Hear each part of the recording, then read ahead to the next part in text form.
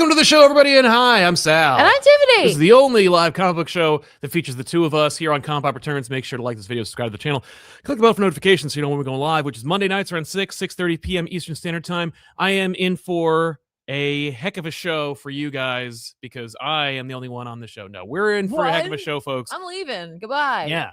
No, we have so much to talk about, so much going on. Of course, this is where we talk about the news and reviews for comics. We also feature special guests. Today's is no different. Christian Ward, artist, writer extraordinaire, and creator force, 50% of the creative force on the upcoming IDW Event Horizon sequel series is dropping by the show. He's going to talk about that and promote that a little bit. And I might have a couple of questions for him that are related to things we happen to love Christian Ward for. I would love to have you on, but we only have one set of headphones. That makes sense. So we're just gonna go with this. But I'll try to, speak for Tiffany, which I often speak for me. You'll never hear her say that again. So nope, that's it. Yeah. Before we get started, I want to mention that we did go to a local comic book store this weekend. We had a great time. We went actually to two, really. We went to Newcomb Comics in Lambertville and Phantasm Comics in New Hope, Pennsylvania. Both great stores, very different shops. The Phantasm Comics, just a beautiful little comic book shop. If you like new books, you like to check out collectibles, comics, toys, and manga, and what's it called? DVDs, old movies, monster movies, and such. Check out Phantasm Comics. But if you want hundreds, if not thousands, of dollar comics or 50% off trade paperbacks, go to Newcomb Comics in Lambertville, New Jersey. Such a problem that wasn't really a problem. It was. So I'm going to showcase a couple of books we got while we were there. Are mine over there? I don't know. Okay, good. I don't think so. Yeah, good. That means they're probably at home still. But I did get this. It is a Marvel Comics graphic novel from back in the day, from the 80s during the Shooter era. It's Iron Man. It boasts being the first computer-generated graphic novel of all time from Mike Sayens. I bet that's a lie, but I'm looking forward to reading it and talking about it, hopefully on an episode of Back Issues. Again, the reason why I had to get it, besides the fact that it was like, oh man, a crazy Iron Man book, $6. I got these. This is a Superboy Robin crossover. It might be the first time that Superboy, Connor Kent, and Robin have teamed up in a classic scenario where both a Superman or Superboy and Batman or Robin villain team up takes place. We also got this. You picked out this Scar of the Bat. It's literally just what if Batman helped take down Al Capone? Yeah. And a slew of Dark Knight Returns. I'm not going to show off all these, but these are all Dark Knight Returns because I'm on a Dark Knight Returns kick. Legends of the Dark Knight. That's it. That's what I meant. These are Legends of the Dark Knight books. I picked out a bunch of these. There's one I was really interested in, and then the rest of them I just grabbed them for you. Yep. And then these were all trades, and these were all trades that were half off. We have a post that's going to go up on our Instagram at some point that'll showcase. You'll get a closer look at them, but these are the books we got for half off, which includes stuff like Jason Aaron's Namor. By the way, every single Tom King book that came out over the last 10 years was available in either hardcover or softcover. That includes Black Canary Best of the Best, Human Target, Gotham City Year One, Helen of Windhorn. Helen of Windhorn was there. So many great books. I don't know if I saw Mr. Miracle. You know what wasn't there? Mr. Miracle and Supergirl. Neither of those were there. But I did get this book here, which I'd love to see Tiffany do on the couch at some point. Ultimate Wolverine. Yeah. That's right. Chris Condon's epic series that still refuses to end. I thought we had this, but I didn't. It's Aquaman when Peter David made Aquaman lose his hand. Another great upcoming back issues that I'm sure we'll do at some point. They also had volume 2, but I didn't get it. Because I was like, "Whoa, there's no way people are going to want to read or want to watch two of them." Well, he didn't. He lost his hand. That's fair. More of the Tom King Wonder Woman book, and of course these 3 Flashes books that you read and bought. Look at them. I got this. I didn't realize. I thought Danger Street was only 1 volume, but it was 2. This is volume 2 of Danger Street, so I got to get volume 1. That's fine. That's fine. The Knight, Batman. The Night. Again, this hardcover, half off. I got this epic collection. We're doing a lot of these on the couch, more or less. The first 6 issues of The Incredible Hulk would be really cool to talk about.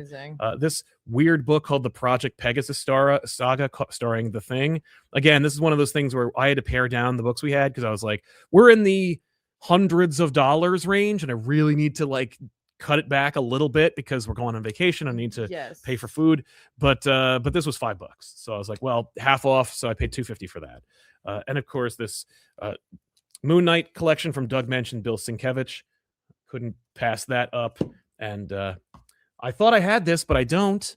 Static Season 1. I have the original Static. You had that too. Yeah, I have the first Static, but not the second. That's iteration. I legitimately thought you had the new one, though. I know. I thought so too. I really did. And I checked the LibI because in the description of every video we make, we have a bevy of opportunities for you guys to check out what we do and have.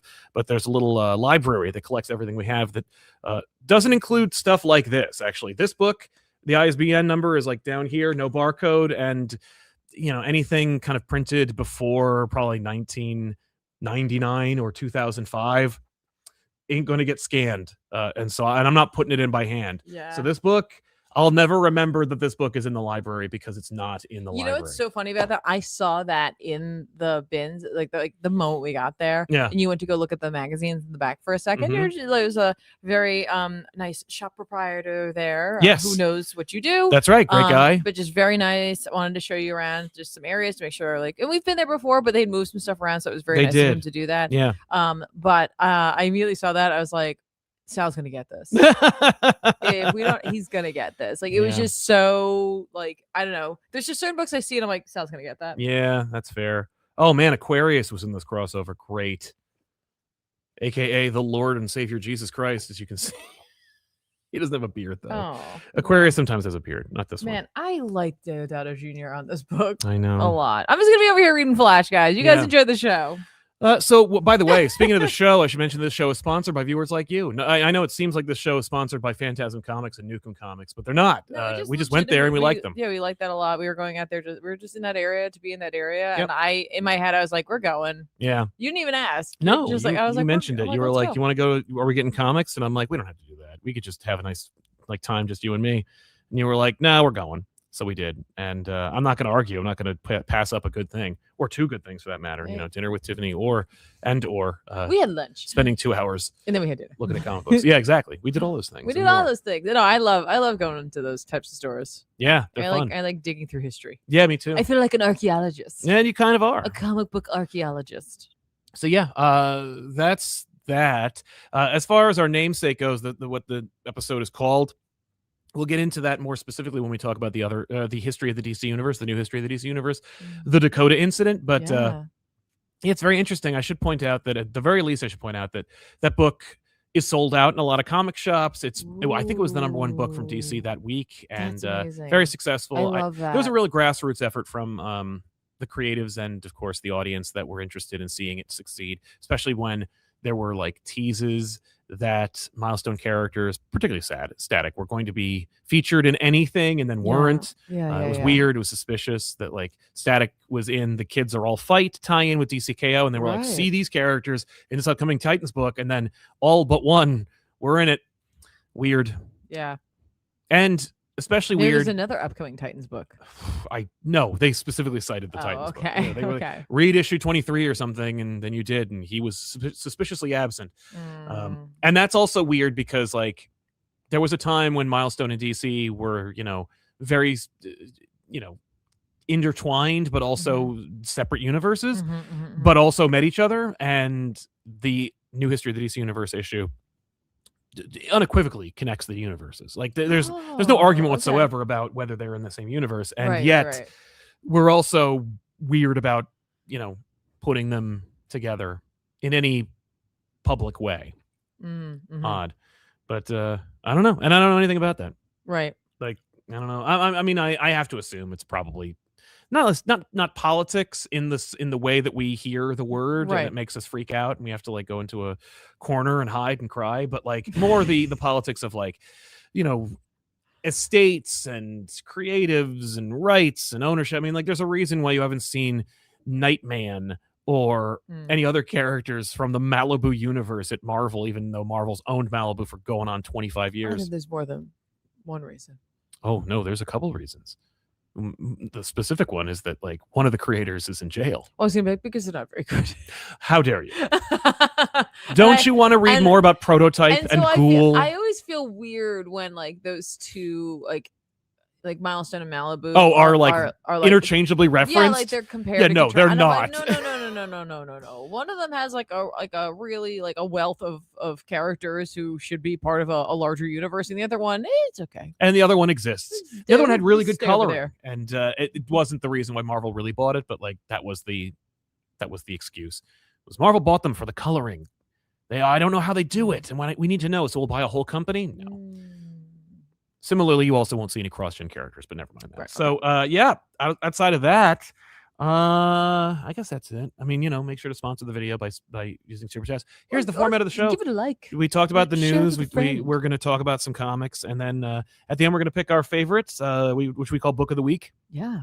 Whatever the outstanding title of the week was, and then we'll read your comments here on the show. It'll be a whole section where we read these super chats and answer your questions and read your comments and so forth.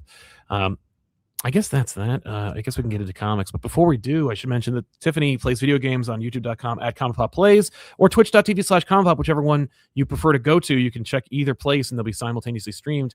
But you play video games. I do. Tuesdays and Wednesdays typically. I think this Wednesday will be no exception because the boys will be back. The boys are back. But I'm looking forward to your return.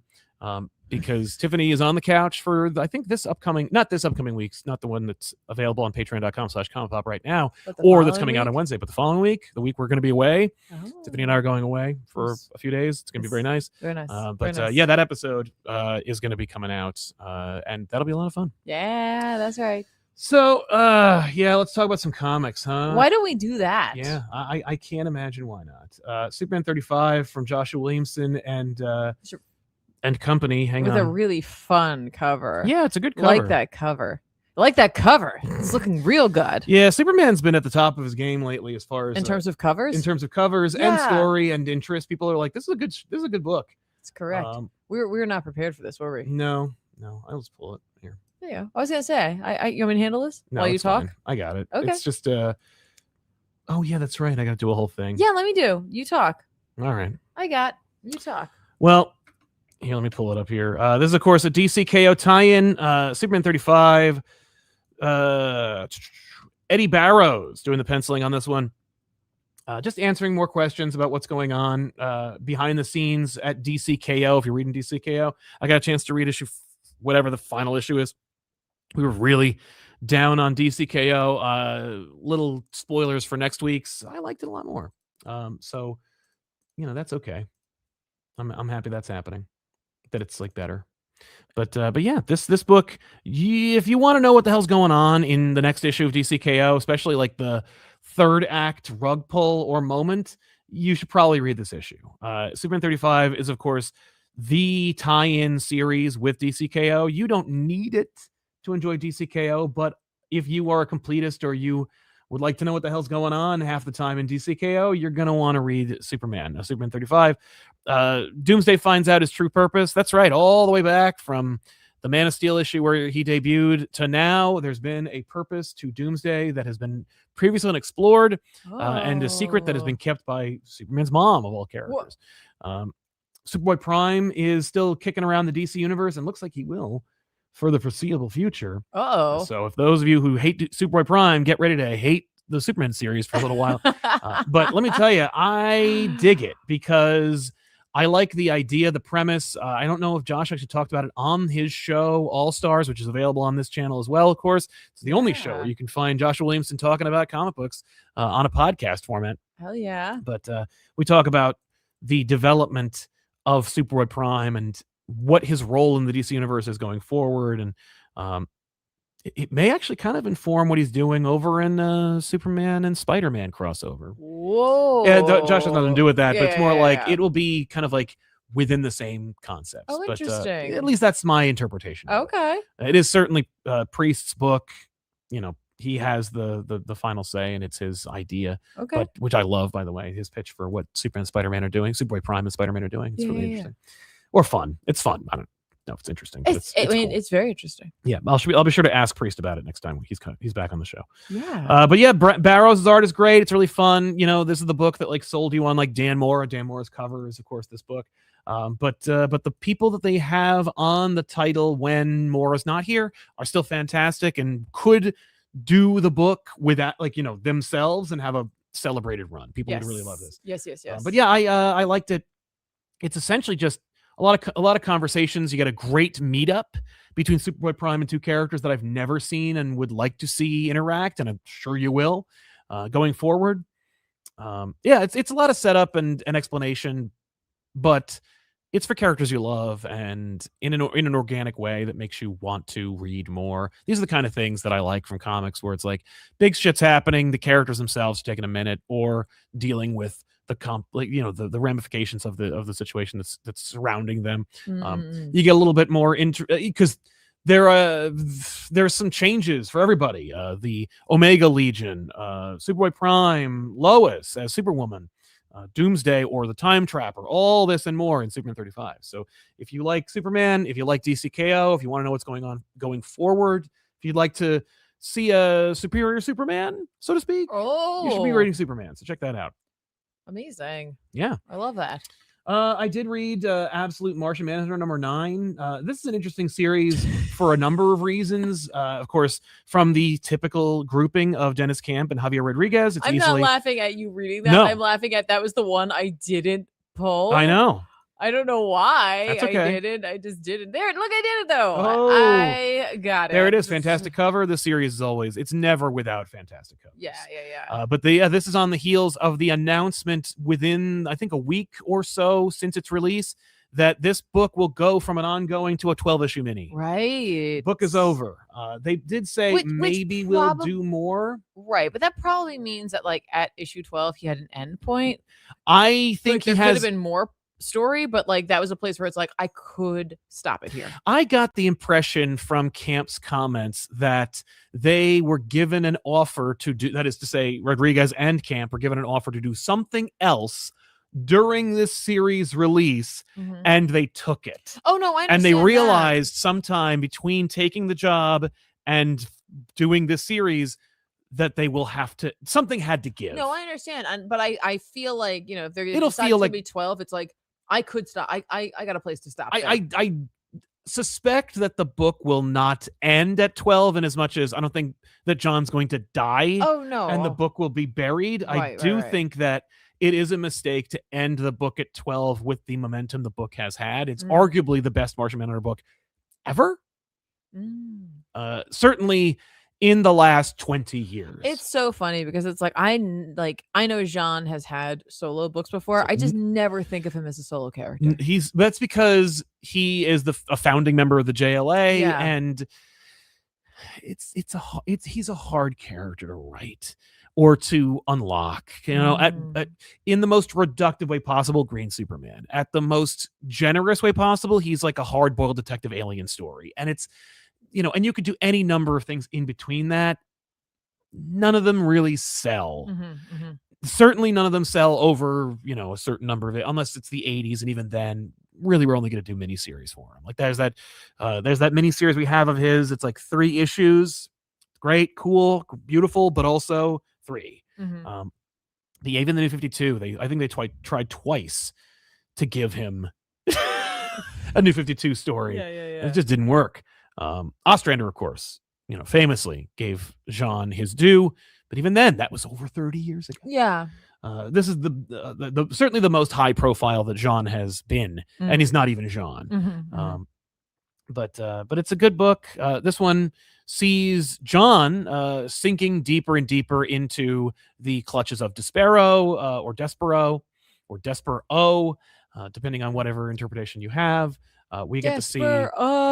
Oh, he is the Pan, the true Pan. But you'll see the cities falling into ruin. You'll see that, like, what was, I think, going to be a longer running subplot of John and Bridget being estranged and, you know, either separated if not divorced. We'll see that kind of wrap up a little quicker and a little more completely in the next 2 issues or so. I'm glad of that, because I don't like that kind of drama melodrama being stretched out. I don't think this book really needs it. But also, you know, beautiful art by Javier Rodriguez. Again, genre bending, page turning, beautiful and vibrant colors, and a great twist on the concept. Of course, the Martian himself being tormented and experimented on, and almost like alien autopsied, if you want to make that 30-year reference.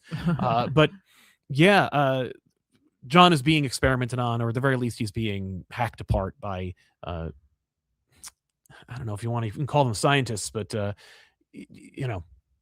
John has his own demons to worry about. And John himself is exploring the darker concepts of, inhaling the smoke. We also face, his son is here on the cover. His son is in the book. His son and his white Martian possession is explored in this issue. Again, things are coming to a head a lot faster than I ever thought. And now we know why. Right. So if you love this series, I'd say buy the next 3 issues, because, you want to send a message to DC. Every book at Absolute is being reprinted again.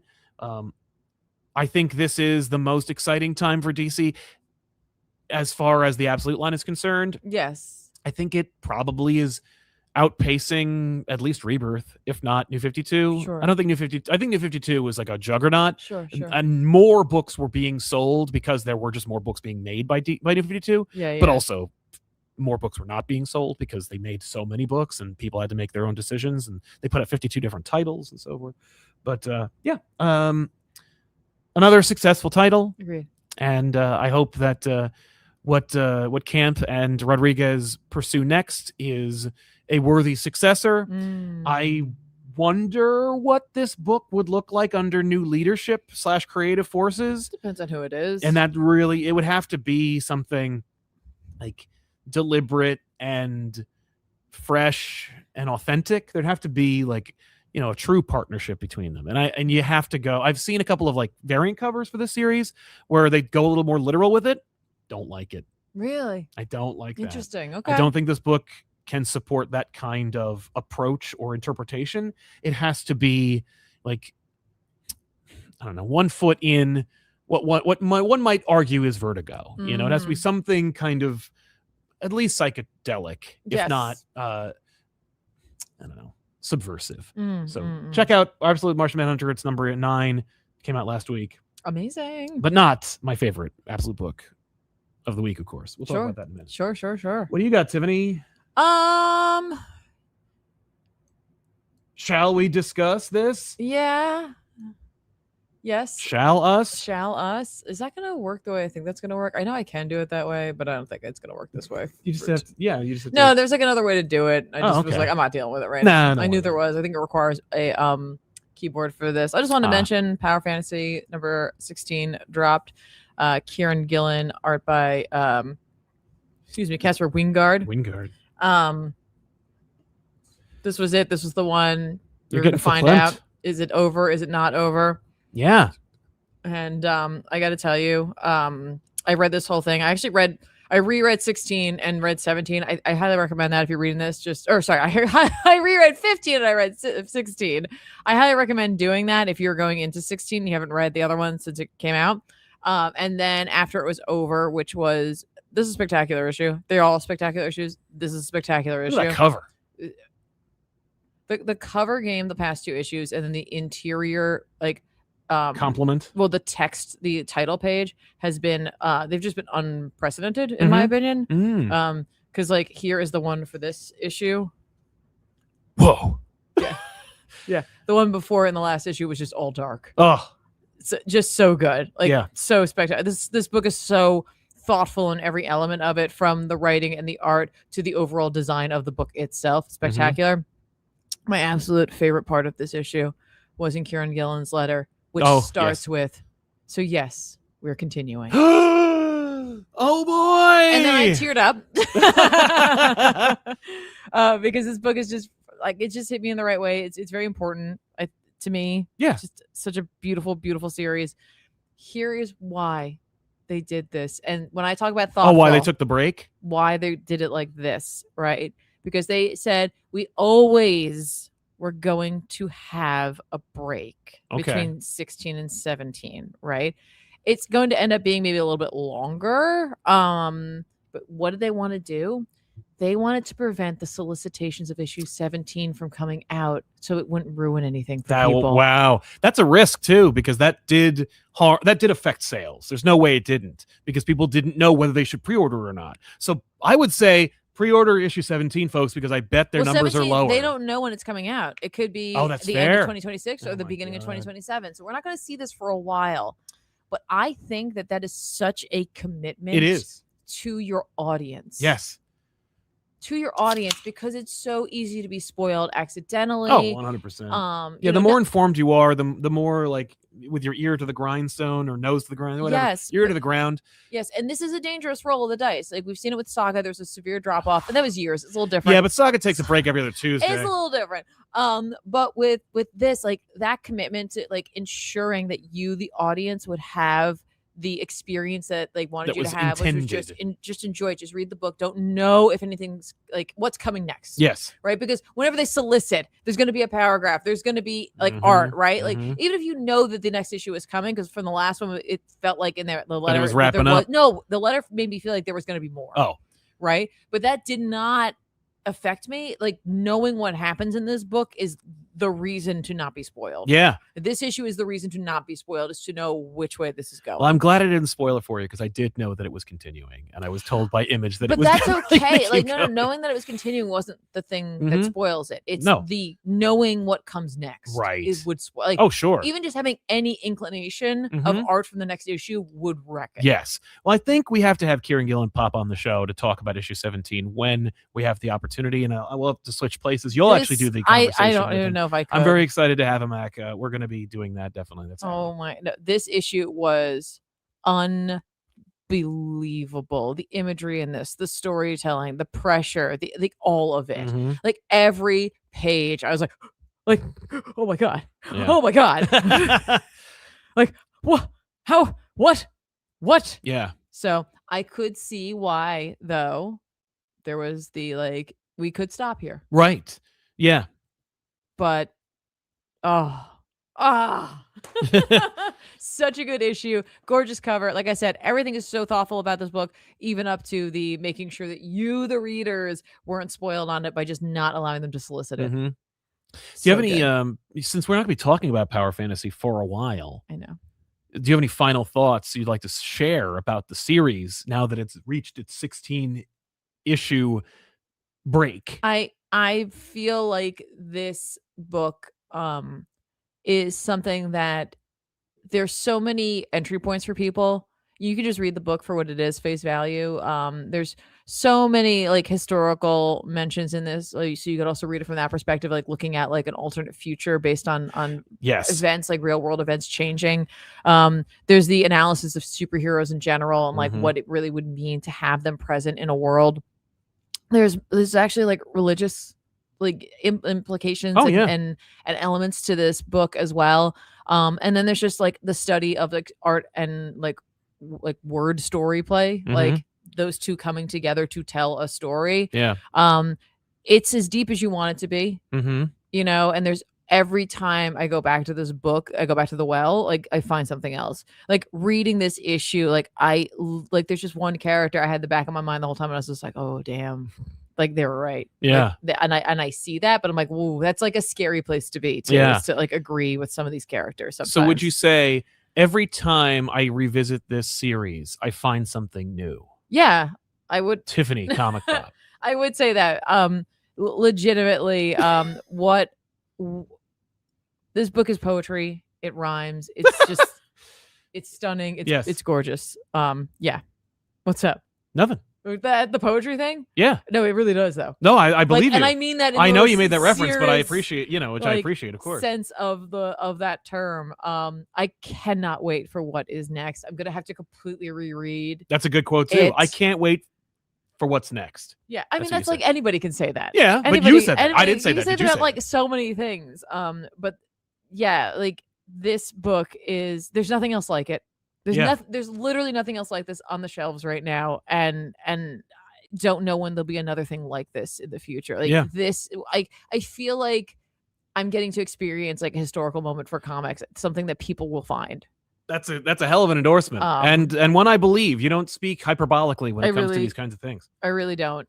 It's a beautiful book. Like I said, if you now are looking back on the days of Krakoa and thinking to yourself, I really liked some of the larger implications that this made, like the idea of like, you know, like not painting some of these characters as good or evil, but maybe these like morally gray to a point where you're just like, I'm uncomfortable with that. Yes. Or just the larger questions of like, you know, mutants having control over death, and what that really means for them versus not sharing it, but the reasons that they don't want to share it.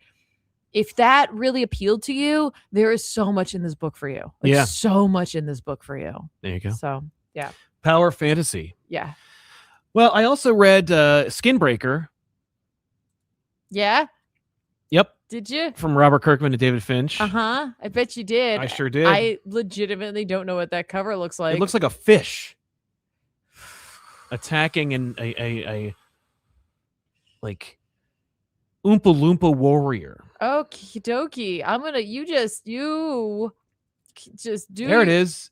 It's right next to that awful Spider-Man book. This? No, keep going. Oh, there. Oh, I wasn't looking for that kind of fish. I was thinking of a fish like from the side. Like it's always a bigger fish. Profile of a fish. Wow, that's a hell of a size. Whoops. I'm gonna fix that. You just keep talking. You let me do my job. All right. Well, I read Spider-Man Venom Death Spiral, and it was one of the worst Spider-Man comics I've ever read. No, I'm just I read it and I regretted it, and I'm still good on never reading Spider-Man until another team is on it. It's one of the worst things I've ever seen. Okay. Skinbreaker, though. Let me tell you, though. This book is weird. It's funny. I finished this issue and I thought, oh, it's over? It's not over yet. The series, continues, but only for a short time. I believe there's only like 2 more issues left, but let's find out. But yeah, the story is such that there's 2 more issues. It ends at like 8. They're a society of warriors. One young buck accepts the world as a complicated place where ingenuity and intelligence should be rewarded. This is where the metaphor of today's world crystallizes. Mm-hmm. So if you were reading Skinbreaker and you thought it's kind of interesting, I feel some connections with things. Yes, you'll see it. It on display in this one. I like that a lot. It was very fun to see kind of the metaphor harden and form. But yeah, otherwise, I mean, it's really, you're there for David Finch's art. If you're looking for like a deep, nuanced story with rich, full dialogue, you're not going to find it here. It's a great series in terms of breathtaking and expansive art, but otherwise, it's the concept is relatively simple. Okay, nothing wrong with that, but for those people who have kind of like discounted it or written it off, I understand. I'm not blaming you, but I'm also not saying that it is worthy of being rejected, because I think it's a strong series that I think would have only benefited from coming out in an oversized hardcover, but then people wouldn't have been talking about it month to month. That's true. But instead you got 8 months of people reminding you Skinbreaker is coming out. Yeah. So if you like that kind of thing, check it out. But before we move on to our next book, I'm afraid we have to move on, and I'm not afraid. I'm actually quite excited to move on to our amazing and talented guest for today's episode. Ladies and gentlemen, please give us a warm and Comic Pop welcome to Christian Ward. Welcome to the show, man. Hello, Sam. Welcome. Thank you for having me. Thank you for being here. Such a pleasure to have you. Such an admirer of your work. My co-host Tiffany had to go because we only have one set of headphones for this show. But I should say that she is such an avid fan of yours. We both are, but she's the one who dedicated. I remember the City of Madness episode. Exactly. Yes. Yeah. Oh, I watched that. Oh, I appreciate it. Thank you, man. Yeah, no, she loved that book, and cool. We both were watching your, I believe it was Instagram, with great interest when we saw that you had an idea for a Doctor Strange treatment. And, I do. Yeah. Oh God, do we want to see that, sir? So keep banging the drum. Exactly, folks. Give us an original graphic novel or at least an oversized miniseries of your Doctor Strange.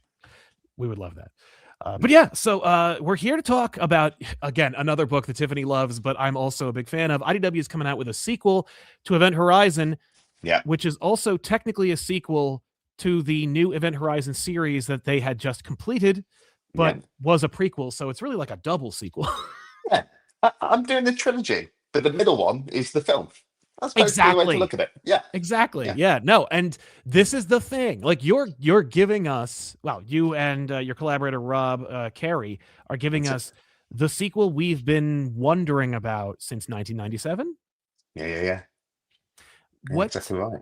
How did this come to your plate? Because obviously they'd done the prequel with a different with a different whole team. What brought you to the sequel? Well, I mean, obviously, I wrote the prequel as well. I did. Well, yes, Dark of course. Descent. Yeah. So, I mean, basically, it goes back to Dark Descent. I was a big fan of the film, and I was good friends with Heather Antos, and we were kind of catching up at New York Comic Con. This was 2 years ago now, and she was just sort of like, chewing the fat and sort of said, oh yeah, we've just got this license and this license, and she was like, Event Horizon, and I literally leapt across the table.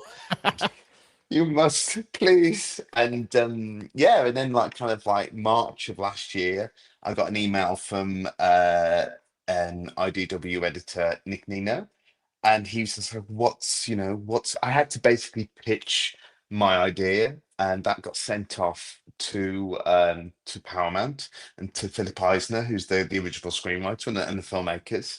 And what happened is when I pitched it, it was obviously the prequel, but it was kind of setting up a kind of a larger universe and kind of like expanding the lore. I mean, that was always the tricky thing, because the thing that makes Event Horizon the film really interesting is the fact you don't know everything, and nothing is over explained. So it was that walking that delicate line of like, well, giving you a little bit more but not too much. But anyway, so when I pitched this, it kind of, there was more than one series in the pitch. And obviously, when the first book, Dog Descent just did amazing. And and I have to tip my hat to Trishan Jones and Pip Martin, who just absolutely killed it on that book. And they really 100%. sold, they really sold what I was, what I'd originally wanted to go for in the pitch, and it was just a dream team. And so basically, when that did really well, IDW were like, well, it was like a real fast track green light, and I had to just solidify exactly what was going to happen in these next kind of like 5 issues. And we were away at the races. And so now we get to go where no story has gone before in this kind of universe. It's really like, whereas the first book was, everyone knew where it was ending, and it was trying to kind of put some surprises and twists in there, but ultimately you knew where it was going. And I tried to use that to kind of make that was what made the story kind of exciting in a way, because of that inevitability of where it was going. But what's exciting for me for this is it's completely like, you don't know where it's going, and wanting to do a story that basically kind of honors the film, honors the series, but also doesn't just retread the same ground. I was like, I don't want to do. I've done like Dread and kind of like Slow Burn, and this is not that. This is very different. I mean, this is very much me. The Jim Cameron story of how he walked into the 25th Century Fox's offices and just wrote the S. Yes, how he pitched Aliens. Exactly. He wrote Alien and then. Yeah. I mean, I'm not saying there's multiple like kind of Event Horizons, although thinking about it now, Event Horizons squared. Maybe that's going to be the third one. But it was just about really wanting to kind of scratch a different itch, kind of do a. Whereas the first one's kind of cosmic horror, like the film, this one was just like, well, what about if it was a little bit more like, the video game Doom, where you've got like kind of space marines versus demons, and really just like really go for it.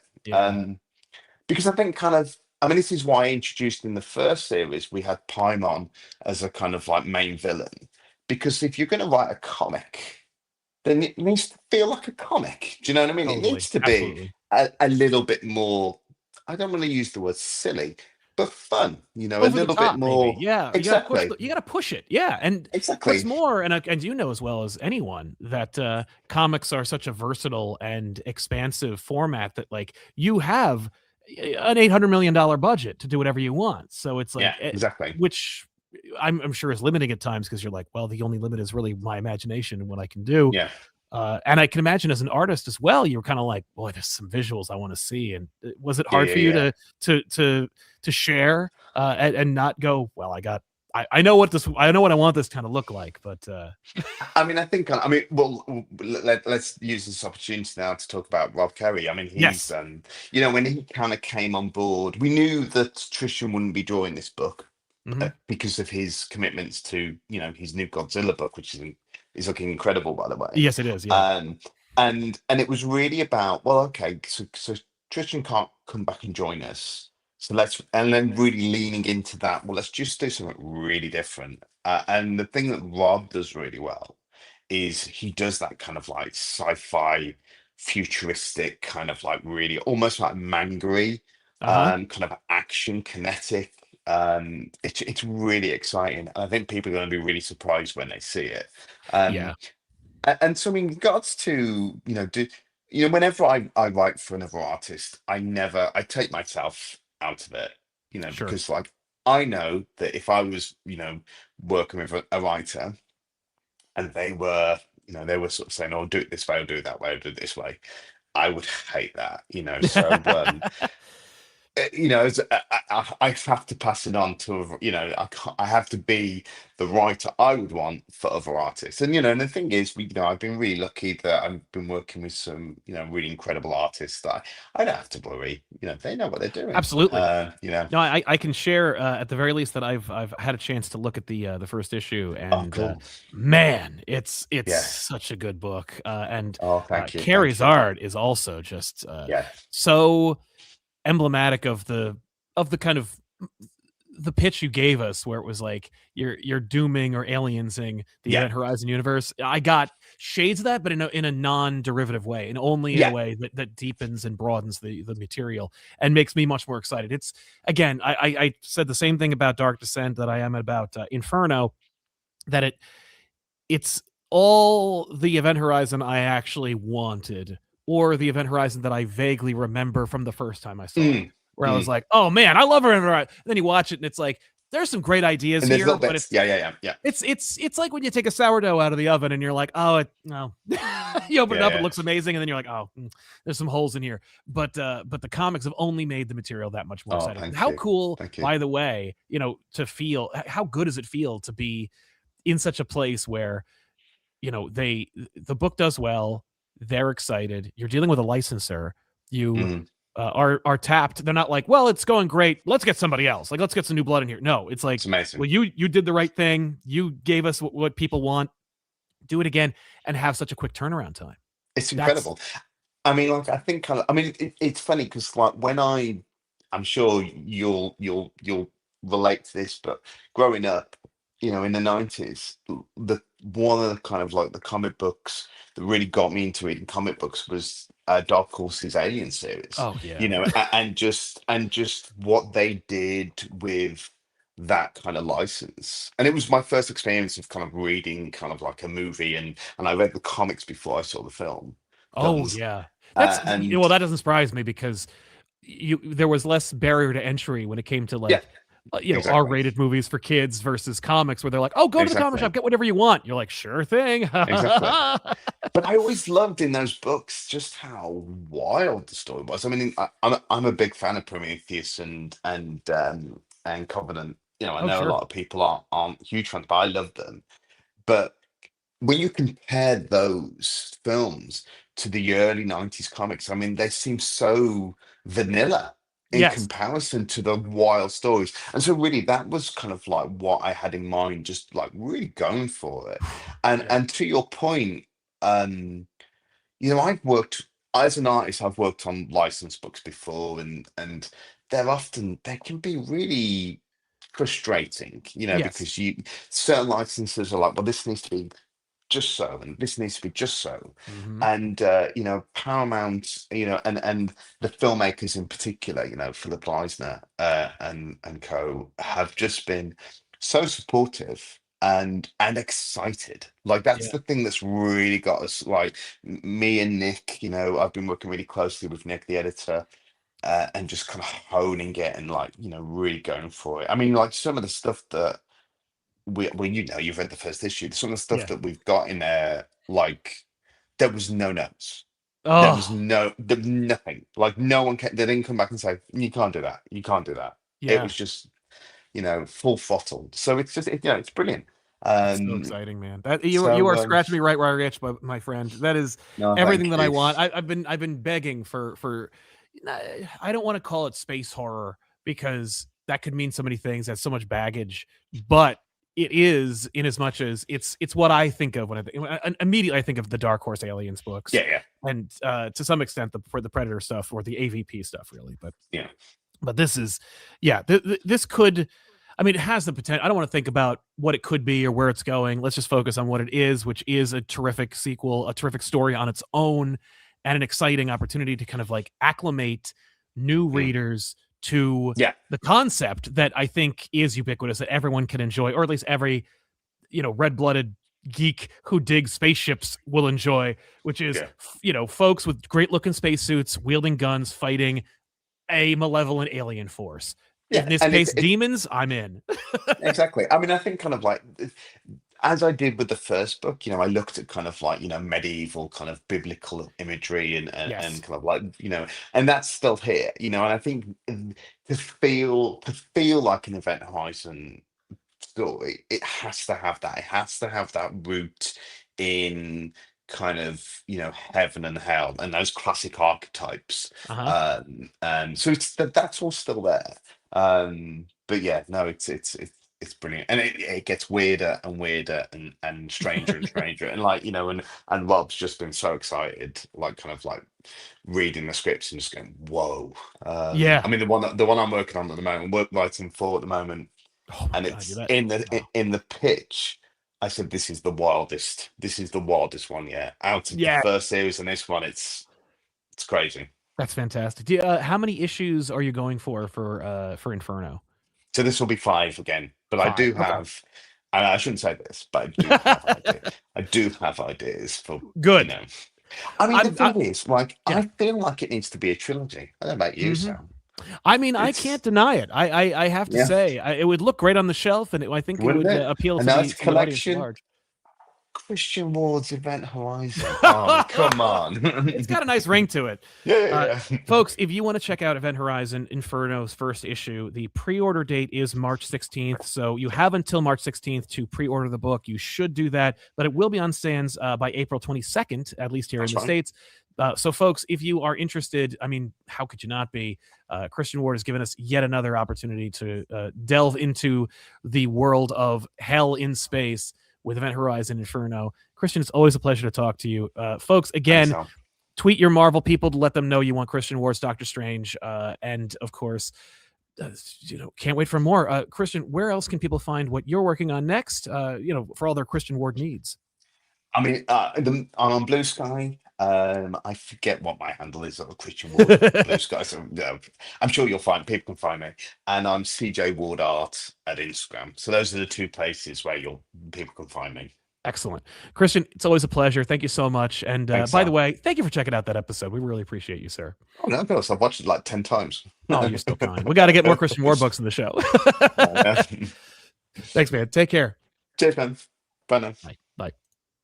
Ladies and gentlemen, Christian Ward back to the show. I think this is actually for his first time on the show, but we really, really appreciate him stopping by and sharing his insights. Oh, I'm so excited for this book. Are you kidding me? I'm really excited. Wait, is my mic on or no? Yeah. Okay, good. Yay! I was gonna say I'm really excited. Also, like I want that. I want that Marvel Doctor Strange. Oh, I know you book. especially. I know. No, I saw a little bit of art that he shared, and I was like, I gotta send that to Tiffany. Want that? Yeah. Want it? Oh yeah.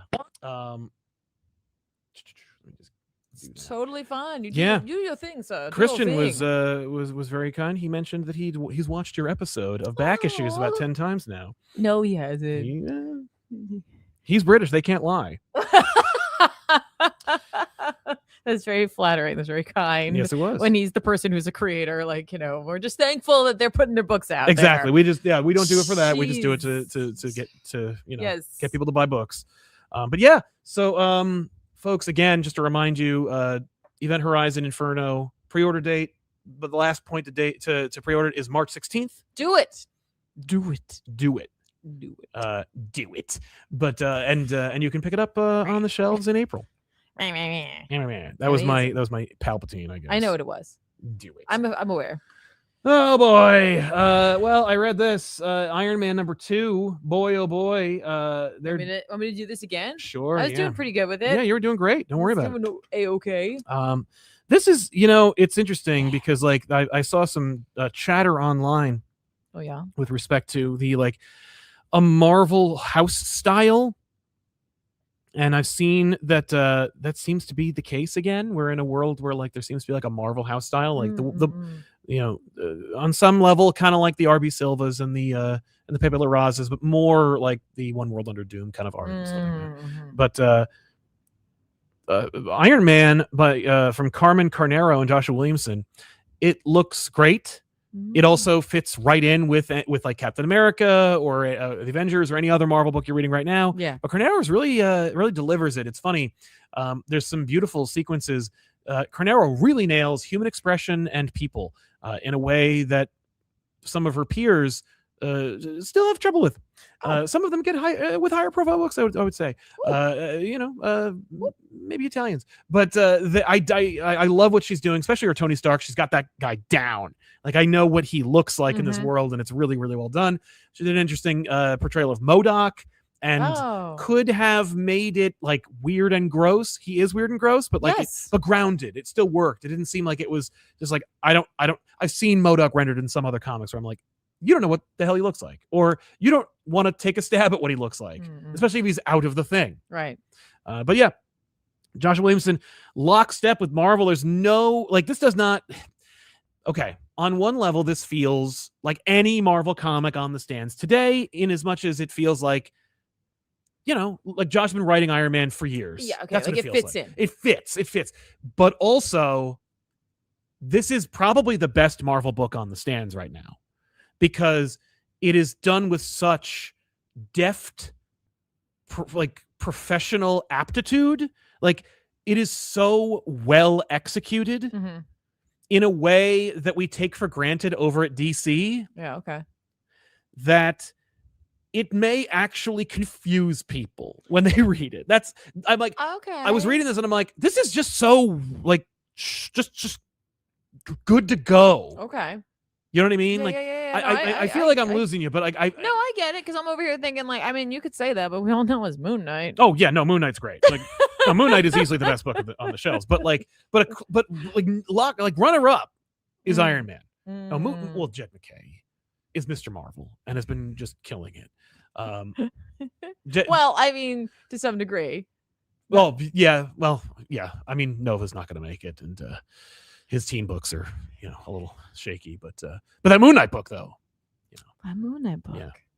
That Moon Knight book, folks. Yeah, that's fair. But we are not talking about Moon Knight. No, because we're talking about Iron Man. But Iron Man, though. We find out that okay, so Madame Mask is helping AIM to try and develop the next Tony Stark. Why? Where'd she get this idea? Well, she's been sleeping with Tony since her first, since the 80s or whatever. So we showcase that this is their dance, is that they fight each other, they threaten to kill each other, and then they sleep together. And at one point during their dalliances, Tony, during pillow talk, reveals that he his greatest fear is that someone would make it. And it's just the headline, it's just the pitch. It's Josh's pitch since the beginning, since before the book came out, and he's been doing it on All Stars. What the next Tony Stark? Oh no. What about the next Tony Stark? Because it's not about what the next Iron Man is. Anyone can make or steal a suit of armor. It's more about Tony Stark built himself in the cave with a box of scraps, because he was a warmonger and a profiteer and just an overall son of a bitch. And he reinvented himself in the cave. And when he came out, he was a different Tony Stark, new Tony Stark. What if someone was evil? Who did that? What if someone with the same aptitude, intelligence as Tony Stark went into the cave in a desperate situation and like forged that like the evil Tony Stark. And not like the evil Tony Stark from Axis, who it literally is Tony Stark, who was the last Tony Stark to survive since Secret Wars killed that Tony Stark. Haven't they done this before? No. But what about? Oh, I guess I mean, like in the MCU. I mean, I guess it's like well, like Justin Hammer. Yeah, or he's like, he's not as smart as anything. All right, I see what you mean. It's not just having the armor against the armor. It's got to be no, anyone can do that. So is it like going to be like a person who is like morally not so bad, who goes to the cave and is ruined by whatever experience happens in there, and then it's like the complete opposite? Precisely. Okay. But is as smart as him. And so the idea is that like Tony has a bunch of like kids who are all up for the Tony Stark Award because they're all like remind him of that of and he's him. Like, you can't have it because no one can be the next me. You hear me? Right, because I'm afraid of it. No, that's the fear that he reveals to Madame Mask. Madame Mask files that away and then enacts it in the series. So she kidnaps all these kids who are recipients of the Tony Stark Award and then puts them in like AIM facilities. And she's like, okay, they're all going to get tortured. And then whoever comes out on top and survives will be the next Tony Stark that we will forge, because I know that's what he really fears. And that's like the thing we're going to build against him and so forth. It's like, oh, okay. And that's the book. Okay. So he goes to Madripoor and he fights MODOK, and it turns out that MODOK is like actually being hunted by AIM, and so MODOK and Tony have to team up at the end of in the next issue. Okay. We're gonna see basically like the Marvel Universe versus Tony at some point, I'm sure, because like Spider-Man and Tony are gonna team up. They're gonna fight with Norman Osborn or team up with him. Who knows? It's a crazy book. Okay. But very Marvel. Captain America actually says he makes like a kind of funny off-color reference to Tony where he's like, I'm sorry, so we have to deal with this problem because you can't keep it in your pants? And I'm like, that's a fair point. I don't know if Cap would say that, but I guess Cap's been around a long time. He's been around. Now he's catching up. He's catching up. He's like, I got to use this phrase now. Okay, here we go. Oh, this is an opportunity for me to use this for the first time in my life. But yeah, I don't know when this opportunity is going to come back and get around again. I got to do it now. Exactly. I got to seize the day, so to speak. Yeah, why not? It really makes sense for Tony Stark and Norman Osborn to be in similar circles. That's weird that we don't see that. Yeah. Like if Norman Osborn is meant to be this like millionaire. Yes. And Captain of Industry. Yes. Yeah, I've never really seen Iron Man versus Norman Osborn in any way. Well, not because even verse, but like you'd think they'd just be around one another. Largely it's because since 1976 until 1998 or 96, for about 30 years or so, 20 years, Norman was dead. No, yeah. Well, that will probably put a damper on some meetings. And up through the Bendis years, Norman Osborn was either like crazy or like he was a replacement for Tony, because Tony was in charge of S.H.I.E.L.D. and then Norman takes away from Tony and becomes head of Hammer, which is just S.H.I.E.L.D. with a new name. Someone should write a what if book where when Tony's going through I don't know if Norman was alive then, but he's going through the demon in a bottle period, where Norman's like, hey man, like I know you're going through some stuff. I got this serum. Yeah, it's going to cure your alcoholism, and it just makes him into a goblin. Yes, that's a great pitch. Iron Goblin. That's a shame that you said that, because that's a great pitch, and some lesser writer is going to steal it and use it. But I'm just saying, great pitch. It's a phenomenal idea. And they're doing a What If series right now. It's going to come out. It's going to be like this kind of like celebration of What If. Yeah. And so a bunch of What If books are coming out. And if it sells well, I'm sure they're going to make more. That's a great pitch, folks. Tiffany's available, by the way. Just email the channel and I'll make sure you get to the right people. But Goblin in a Bottle. I love it. Goblin in a Bottle is such a great idea, because it's just the cover. It's just Tony, but like on the other end, he's got like the goblin face on. Yeah. Writes itself practically. Certainly sells itself. What a great idea. Anyway, Iron Man 2, check it out. It's great art and fun writing. Looks good, and it's a lot of fun. Amazing. Yep.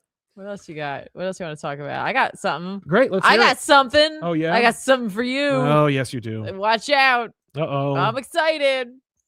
It's happening. Justice League versus Godzilla versus Kong came out this week. This is Justice League versus Godzilla versus Kong 2. I think this is like number, I don't know, number 7? Yeah, number 7. Yes. And in the end. This is the end. This is Brian Buccoletto and Christian Duce. Yes. Deuce? We've been saying Duce. Deuce. Anyway, here it's over with a the end Question mark. Sure. And I gotta tell you, like, I felt like I was a little wasn't like a little lukewarm You on were. this. Like, I was enjoying it when it was high, it was good, right? Like, I actually can't wait to read this as one. I think it's gonna read a lot better. But this issue is like the reason to read these types of things. Mhm. It gives you all the things. They're like, we showed you so much already. What more can we do? Bucaloto finds it. Yeah. He knew what to do. He gave it to us. Here Mhm. it is. First of all, the question of, does Harley Quinn get to meet Joker from this world? Oh, yes. Of course. We get to see him. Does she turn him into the Joker? Nope, it's one panel. Oh, okay, good. It's one panel. It's kind of cathartic for her. Good. Right? Yeah. One panel. There we go. But we don't have time for that. We don't have time for that. No. Because we got to add something to this book in the 0 hour. And it's something that I've wanted. Yes. It is something that I have wanted to be in this book, and very excited to see the return or the appearance. The Justice League Godzilla verse. Yeah. Mothra shows up. I believe. I think it's supposed to be the year of Mothra. Toho seems to suggest. I've heard that Mothra's coming. Like, we're getting more Mothra. I'm here for it. Love it. Love Mothra. I know. I'm a fan. Yeah. I'm a fan of Mothra. Where's your twin who's gonna sing the song? She's on break. Oh, okay, good. we're like dividing it. We're getting a lot of things done right now. Miffy. It's Tiffy and Tuffy. Oh, Tuffy. Anyway, listen, it's a big fight. It's a big fight in this. There's just like so much excellent, like, everything that happens in this book. All the characters show up. We get those like classic big, like, things are happening everywhere types of moments. What character is killed for a joke? None of them. Oh, what? Yeah. That's weird. It's wild, right? It's Yeah. wild. No, we had a death earlier. It's okay. It's okay. But like we pay off some earlier references. We get a reference to King Kong the Green Lantern. Yes. We get a reference to, of course, listen, what is Godzilla known for other than like destroying cities, saying Skreonk, peacing out into the ocean when he's all done. But of course, like holding open someone's mouth and then blasting into it. We get a payoff on that, but we can't just do that. It's got to be even more. Higher. Yeah, you got to ratchet it up. And there is even add more. Another $100 million to the budget. What is it? You want to see it? Sure. Yeah, I'll look at it. That's awesome. Okay, good. I was like, what the hell am I looking at? Yeah. It's. I don't want to ruin it for you. No, I don't want to ruin it whatsoever. But yeah, this book ends with like the end. Like, could there be more? I would take more. I would take. Do you think there is even more? Sure. Like, there's always Mothra. More. Yeah. There's always more. Do you know how many kaiju there are? Yes. There's I don't always not more. Yeah. Oh yeah. Destroyer. There's so many. Yeah. So many. And yet no Gamera. Not part of the family. Not part of the family. I know. Gamera's not part of the family. Get out of here, Gamera. Does Gamera have his own family? Like, are there a bunch of other like forgotten or like Hanna-Barbera-esque? I don't know. Kaiju. I don't know. I don't. You know what I mean? What are you talking about? Like some sort of like exile team? Yeah, like because Godzilla, and then also there are people who are like, I love Rodan, and it's like, what? How could you be a fan of Rodan when there's Godzilla? Because there's a million of them. Because you got your favorites. There's so like they're like X-Men. Yes. There's one for everyone. That's right. And yet, like, how is it that Toho didn't go like buy the turtle one? Like, just get Gamera in here. I feel like IDW should just buy the turtle. Just be like, yeah, here's our two. But like Gamera will completely change his origins and become some sort of turtle god. I assume that's what he is anyway. But like, but if Gamera is over there, how could the people who have him over there not go like, okay, so here's our kaijus. Like, if Gamera is our Godzilla, then here's all the other guys. Yeah. Here's like a hippo, and I don't know. I just want you to know that people in chat are defending Rodan. Yeah, I picked Rodan because I knew people liked every single. You picked Rodan because you're like, I can name 3. Yeah. Ghidra, Rodan, Mechagodzilla, who's just Godzilla but a robot. Like fair. Mothra. I'm just saying there's a bevy of them. Yeah. And yet and that company only has one. No, yeah. there has to be more. I was waiting for someone to say Hidora was the best. I can't believe that. You let us down. Amazing. No, I love that. I will say there's also at least a couple of DC references. For example. Oh, Nice. He even says, like, it's a Green Lantern reference. Maybe you can piece together what it might be. Again, don't want to ruin it for anybody who thinks they might want it. Because this issue really is like... it throws everything at this is it. This is the issue. I'm not going to spoil for you, but it is a Green Lantern reference. And he goes like, I don't expect you monsters to get this reference, but take my word for it. He's scary. He's scary. And I was like, all right, I'm in, man. I'm in. Like, I thoroughly enjoyed this issue in particular. I think I feel I need to read this together to tell if the pacing felt off. There's a couple of moments where it's like, maybe this could have been a 6 issue, but again, it could have just been reading it month to month versus reading it as like a trade. Yeah. So I kind of want to hold my judgment. My judgment on it until I have an opportunity to kind of look at it as a whole. Yes. I would love to do this during the summer with the guys. I feel like this is like one of the blockbuster summary kind of books that we do. Yeah. Where the guys will be like, what could they possibly do? How could this get better? And it's just like, does it have the same... I don't think anyone's going to ask you how it gets better, but they will ask how could they could keep it going. How could it be like, how could it try to one up? I don't know if it's not really trying to do a 1-for-1 one up. And I appreciate that. Like Bucoletto, I think, is going out of his way to do something a little different. To be like, it's going to be big and bombastic, but I'm not going to try to one up myself. Right. Yeah. I will like pay homage to things, but I will not. Like Godzilla won't like be bigger than the Earth and then eat the planet. Yeah. It's not like, King Kong had the Green Lantern ring and now he's got like all the rings. Yeah, now he becomes King Parallax. Yeah. That does not happen. Like, I appreciate that. Okay, that was a great pitch too. I'm just full of them tonight. I'm full of them tonight. Give me not enough sleep. Yeah. Give me a Coke Zero and I'm good to go, guys. Yeah. Let's do this. All right, DC, you heard her. Let's go. Or Marvel, for that matter. You pitch Goblin in a bottle. Overall, it was fun. It's silly. Do you need to read the first one? I would though. Yeah, I would. Yeah, because otherwise you're gonna be like, I legitimately. Boy, they really take a lot of liberties, and it's like, no, they don't. It's all set up. Right. But like there is a lot of ridiculousness in this one, and it's you have to remember the fact that this is not taking place in the DC universe. No, it's in the MonsterVerse. It's in the MonsterVerse. But does Kurt Russell show up and laugh? No. But he should. Because that seems to be what he does. I wish I enjoyed things half as much as Kurt Russell does in any given moment. I know. Based on how much he laughs in interviews. He is just, I don't know. Just a jubilant man. Yes. Yeah. You know that. But he does laugh all day then. No. Yeah, like an idiot. That's a quote from Tombstone. Did you know that that was the last thing that Walt Disney ever thought about was Kurt Russell? Apparently the last thing that Walt Disney ever did before he died was he wrote Kurt Russell's name on a piece of paper. What? Like his rosebud was Kurt Russell. Because Kurt Russell was a kid. Like he was like a child actor during the period like when Walt Disney was still... Like you wanted him as like for a film or something? He was just like...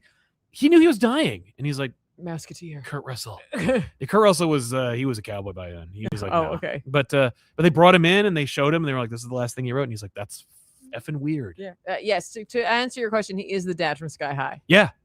Yeah, he's also McCready in The Thing or Jack Burton. But like in a Disney ancillary thing, oh yeah, he is the dad in Sky High. He is the dad in Sky High. Yeah. A movie that doesn't do what I think it should have done, but still is a fun movie that I like more than I ever would have thought. When it came out, I was like, lame, no thanks. Saw it again, I think when you came around, and I was like, okay, yeah, that's fun a lot. I like that a lot. That's very fun. What movie? I'm sorry. Sky High. Oh yeah, it is cute. It's very cute. No, it's great.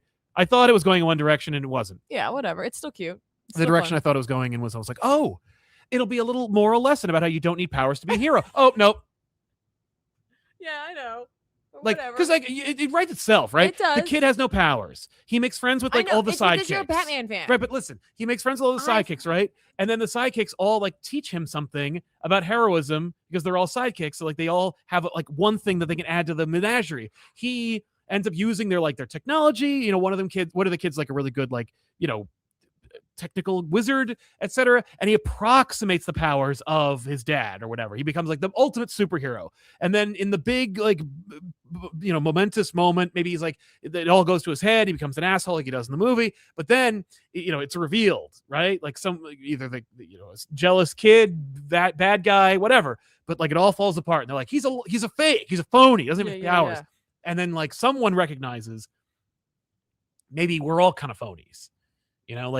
He cheated. Really? Because I was born with these powers. I was hit with a ray. Is that really like more legitimate than him like building this great thing? And then, anyway, that's Sky High too.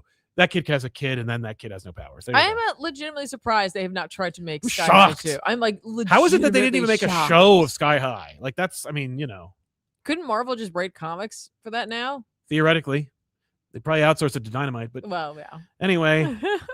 Well, I'm glad that came out. Yeah, I enjoyed it. Had a good time. Let's talk about Absolute Wonder Woman, because it's a great book and Yeah. a beautiful series, of course. Kelly Thompson and Hayden Sherman. This is continuing the series, continuing the 7-part story arc, I believe, that features Diana under the thrall of Zatanna.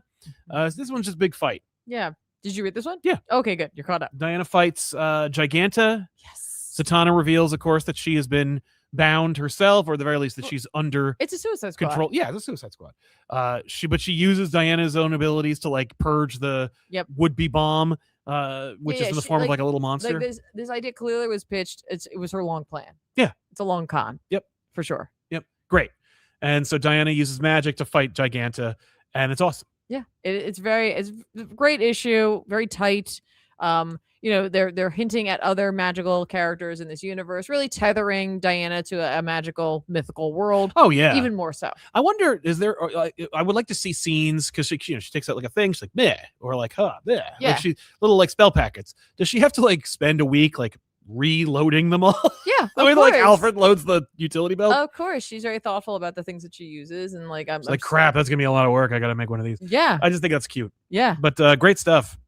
Yeah, that's all I had to say about it. It's just it looks great. It is well executed. Kelly Thompson, one of the best, like one of the top writers in the industry right now, like top 10, top 5, and like was oft marginalized, ignored, forgotten. Like not that she was forgotten. She always got work. Once she got her like foot in the industry, but like I didn't think of her. Yeah, because of things that like she was wasted on. Sure. And this is the opportunity that like she was not going to do Absolute Wonder Woman, and then brought in to do this, and like just soared. Like it's the top 2 Absolute books. Absolutely. And of course is a contender for like it depends better Wonder Woman. I think it's certainly better than the mainstream. You know what it is? It's cleaner. Like she has a clear. It's like she has the benefit. Yes. Of taking like. Of being able to go like what works, what doesn't work. What doesn't work, yeah. And like Wonder Woman, where she is right now, she's been so many different things, and her character reflects a lot of different periods of not only comics but of like human history, society, and culture. Yeah. And this gets to be a Wonder Woman who like this is who she is, like through and through, and there is something clean. There is something clean about like a reboot of like this, right? Like whereas a Batman is tethered to a comparison to what he is in the main continuity to what he is in the absolute continuity. I feel like Wonder Woman has the opportunity to break free of her ties from the main continuity to fly higher. Yeah, that's right. Well, and you mentioned that Batman can't escape the connections.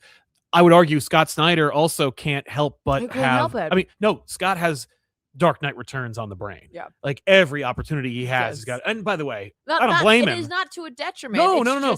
It's very interesting. But it's inescapable. Yes, but like where Wonder Woman finds success with being that tether to it while doing something totally different, still having comparison and tethering. Yeah. The other finds success in pushing away anything that it was being completely different. Yes. Just think, Kelly Thompson could have written Death Spiral. It probably would be good too, but this is a better use.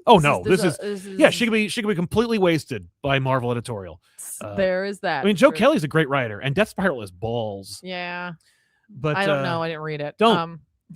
But yeah, beautiful book. Great reveal at the end. Yes. Obviously, we know who it is. We know who it is, and I'm very excited to see like where this is going. Great imagery by Sherman, and I love. Sherman has been preparing for this character's debut from Batman Dark Patterns. A lot of fire. Yes. So the fire in this, I loved. I seeing that fire vision as well. It really speaks to my Silent Hill 2 loving heart. Sure, of course. One of my favorite sequences involves fire and who can and cannot see said fire. Sure. Freaking loved it.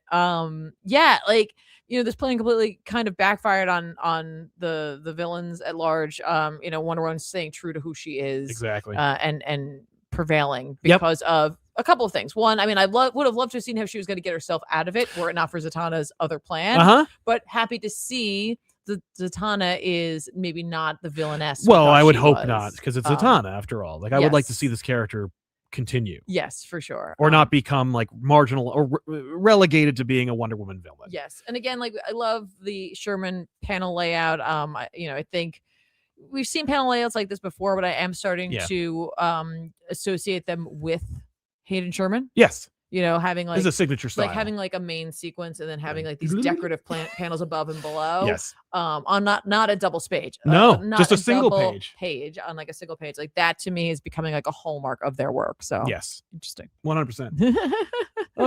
Where else are we? Kept that up for a while. Sorry. Yeah, I got way into it. Well, it's what other books did you read? Because I probably didn't grab everything. That's okay. Let's see what we got here.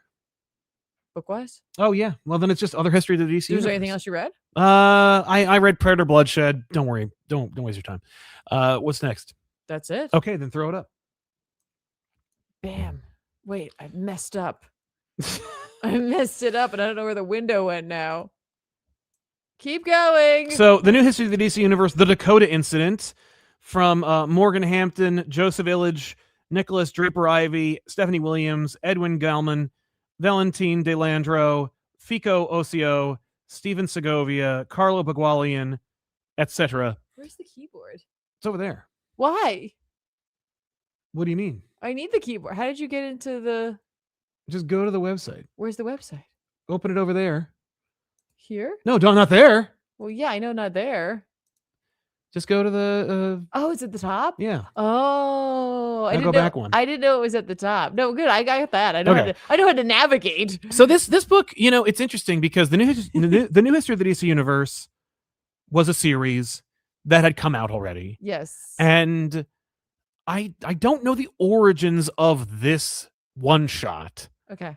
But I do appreciate that it is tied with the new history so that, for one, more eyes. For two, it's not like this book does not need to get legitimacy, but it's more that like it's inescapably part of the DC universe. Like DC can't just sweep this under the rug. Yes. But also the fact that it's just kind of like an addendum to the new history of the DC universe makes it seem dispensable when it absolutely is not. Though I do appreciate at the very least that because it is separate, it is allowed to be specifically about like where are the Milestone characters?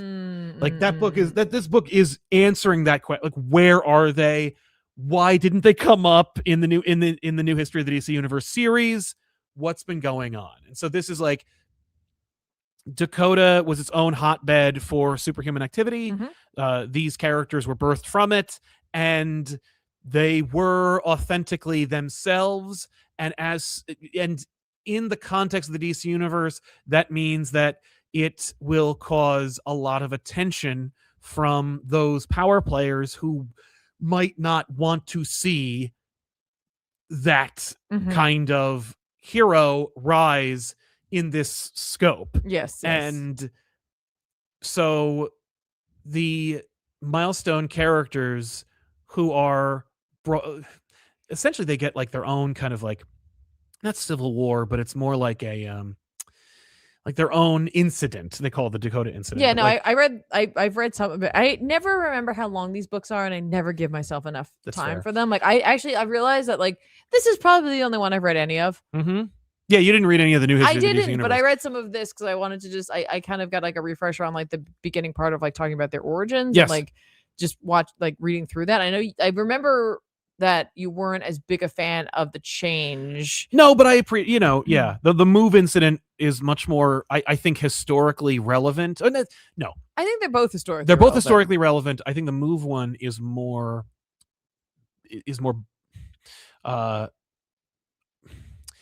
it's more ignored and forgotten, and so it needs to like it's like what you mean. Everybody knows about like protests right now because like it's happening all the time. No, I know what you mean. Like it's something that like people would love to sweep under the rug. Yes, it's a thing that like I vaguely remember it being in a history book as a picture about this big. Right. And even then the teacher didn't know anything about it. So it was like figure it out on your own.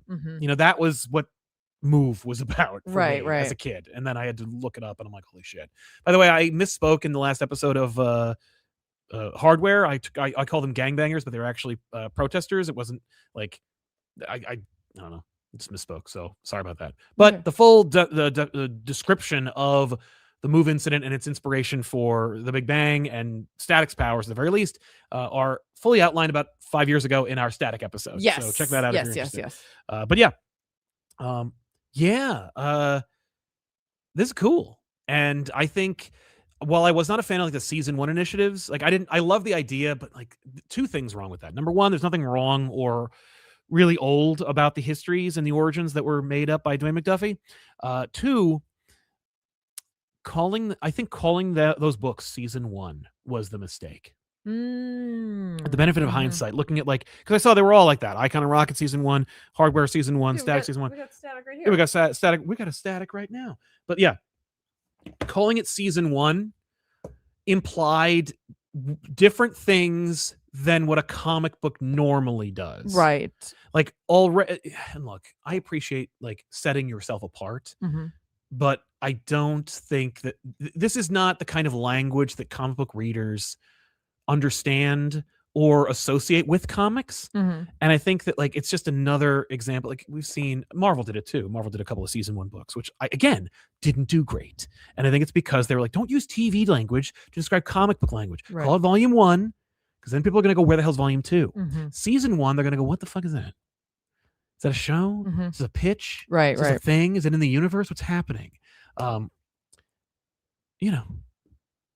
just think that was the detriment. But that was just a comment I wanted to make.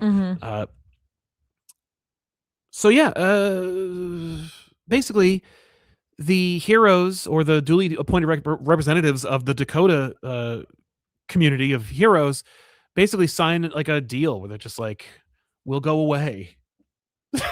That part I didn't get to. I literally got to the part where it was just like where like Amanda Waller sends the Suicide Squad in. Yeah, that's basically where I got. Which is cool. Like, it was a great. I loved that because I was like, that's a yes. Now it's part of the universe, and I like the idea of like them dealing with that. I love Bronze Tiger being like, this sucks. Yeah. And I'm like, yes. I'd like to see Steele's reaction because Steele is Dwayne McDuffie, like everyone in this suite of books are. Yes. Like, oh, Dwayne McDuffie again. Static is a little bit of Dwayne McDuffie. Static's dad is a little bit of Dwayne McDuffie. Hardware's Dwayne McDuffie. Icon is kind of Dwayne McDuffie a little bit. Like everybody's Dwayne McDuffie. There's worse things to be. And so is Steele. Yeah. And Dwayne McDuffie didn't invent Steele, but he definitely is. But yeah, I'd like to see Steele go like, yeah, I'm gonna join them. These guys are cool. But yeah, so this book basically says like the reason why you didn't hear about them, the reason why Flash didn't write about them in his book is because they disappeared. Right. Not like in a pocket universe. They just volunteered to leave. Yes. And yeah. I really like the start of this though, and how they like time travel framing. Do the time travel framing, but like I always feel like anytime time travel is used in DC, it's just such a DC thing. Like time travel it's not they're not the only like company that can utilize it, but I often associate time travel shenanigans with DC. And so having a Milestone character utilize time travel to tell this story really tethered it immediately to DC. Yeah. Which I was like, that's a really smart framing device to utilize. Like immediately makes you think of the Flash, makes you think of Crises, like makes you think of all of those things. I like that. I agree. Okay, so art's great, story's cool, implies a greater future that is now under threat, which of course the implications thereof in the real world, it's like, is there a future for Milestone? Will there ever be a future? They need to tell stories in order to make there be a future, but they can't tell their stories because their own like stories are hamstrung. There's a lot of like levels and meta commentary, which I think is brilliant and a really great, smart way to do this in a book that's kind of like short. And I really want to just talk about the fact that like I don't know why we're not this book should be a springboard for 4 books. Yeah. Like they should be like at the end of this book should have said, get ready for Static, Hardware, Blood Syndicate, and Icon and Rocket on sale April 22nd. Right. And yet Static isn't even in the freaking Titans book they said he was going to be in. Yeah. Why? And what? And look, they don't sell well. Like the problem. Right. This book did. That's great. Yeah, that's amazing. Historically, they haven't. Mm-hmm. I understand that that's like your DC Comics. Mm-hmm. You're riding high on your absolute stuff, and you've tried 15 different imprints post Milestone to get a foothold in the cultural zeitgeist. You made Black Label, you resurrected Vertigo, you created Young Animal and any number of imprints that are all efforts with like great creative strides that all at some point or another crashed and burned. Your Earth One books, all these ideas. You're finally gaining some traction. You're finally outpacing Marvel in a big, profound way.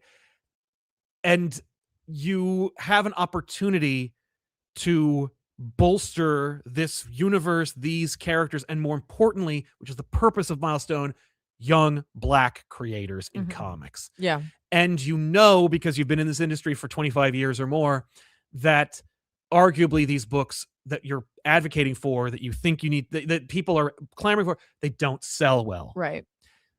What are you going to do?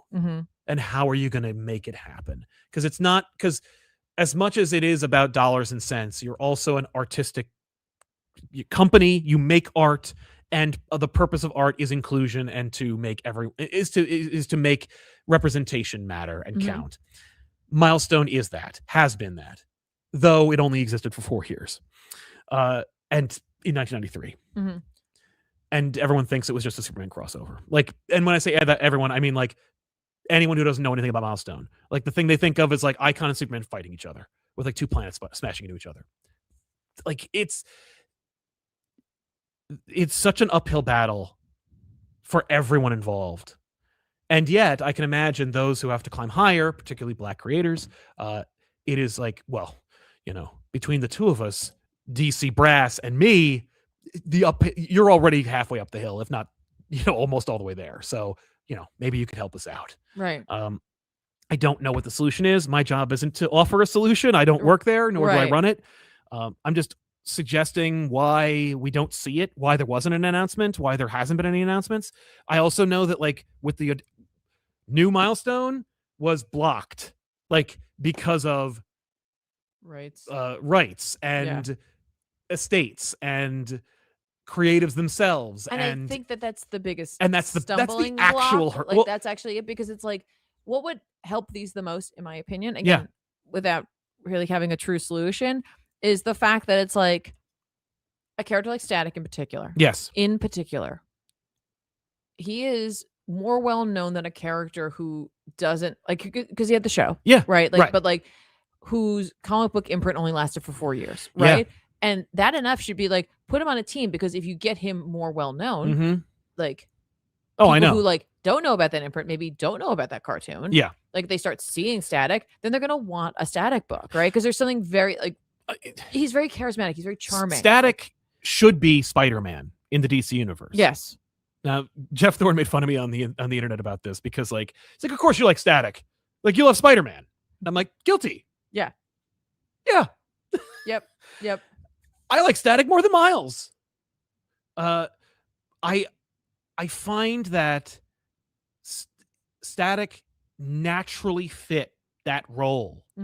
Number one, because he was created by geniuses who understood the industry and also are genuinely and actually intelligent. But like in a way that like Sideways didn't work. In a way that like Marvel can't get Miles working, but movies can. Static was an organic creation, an original organic creation.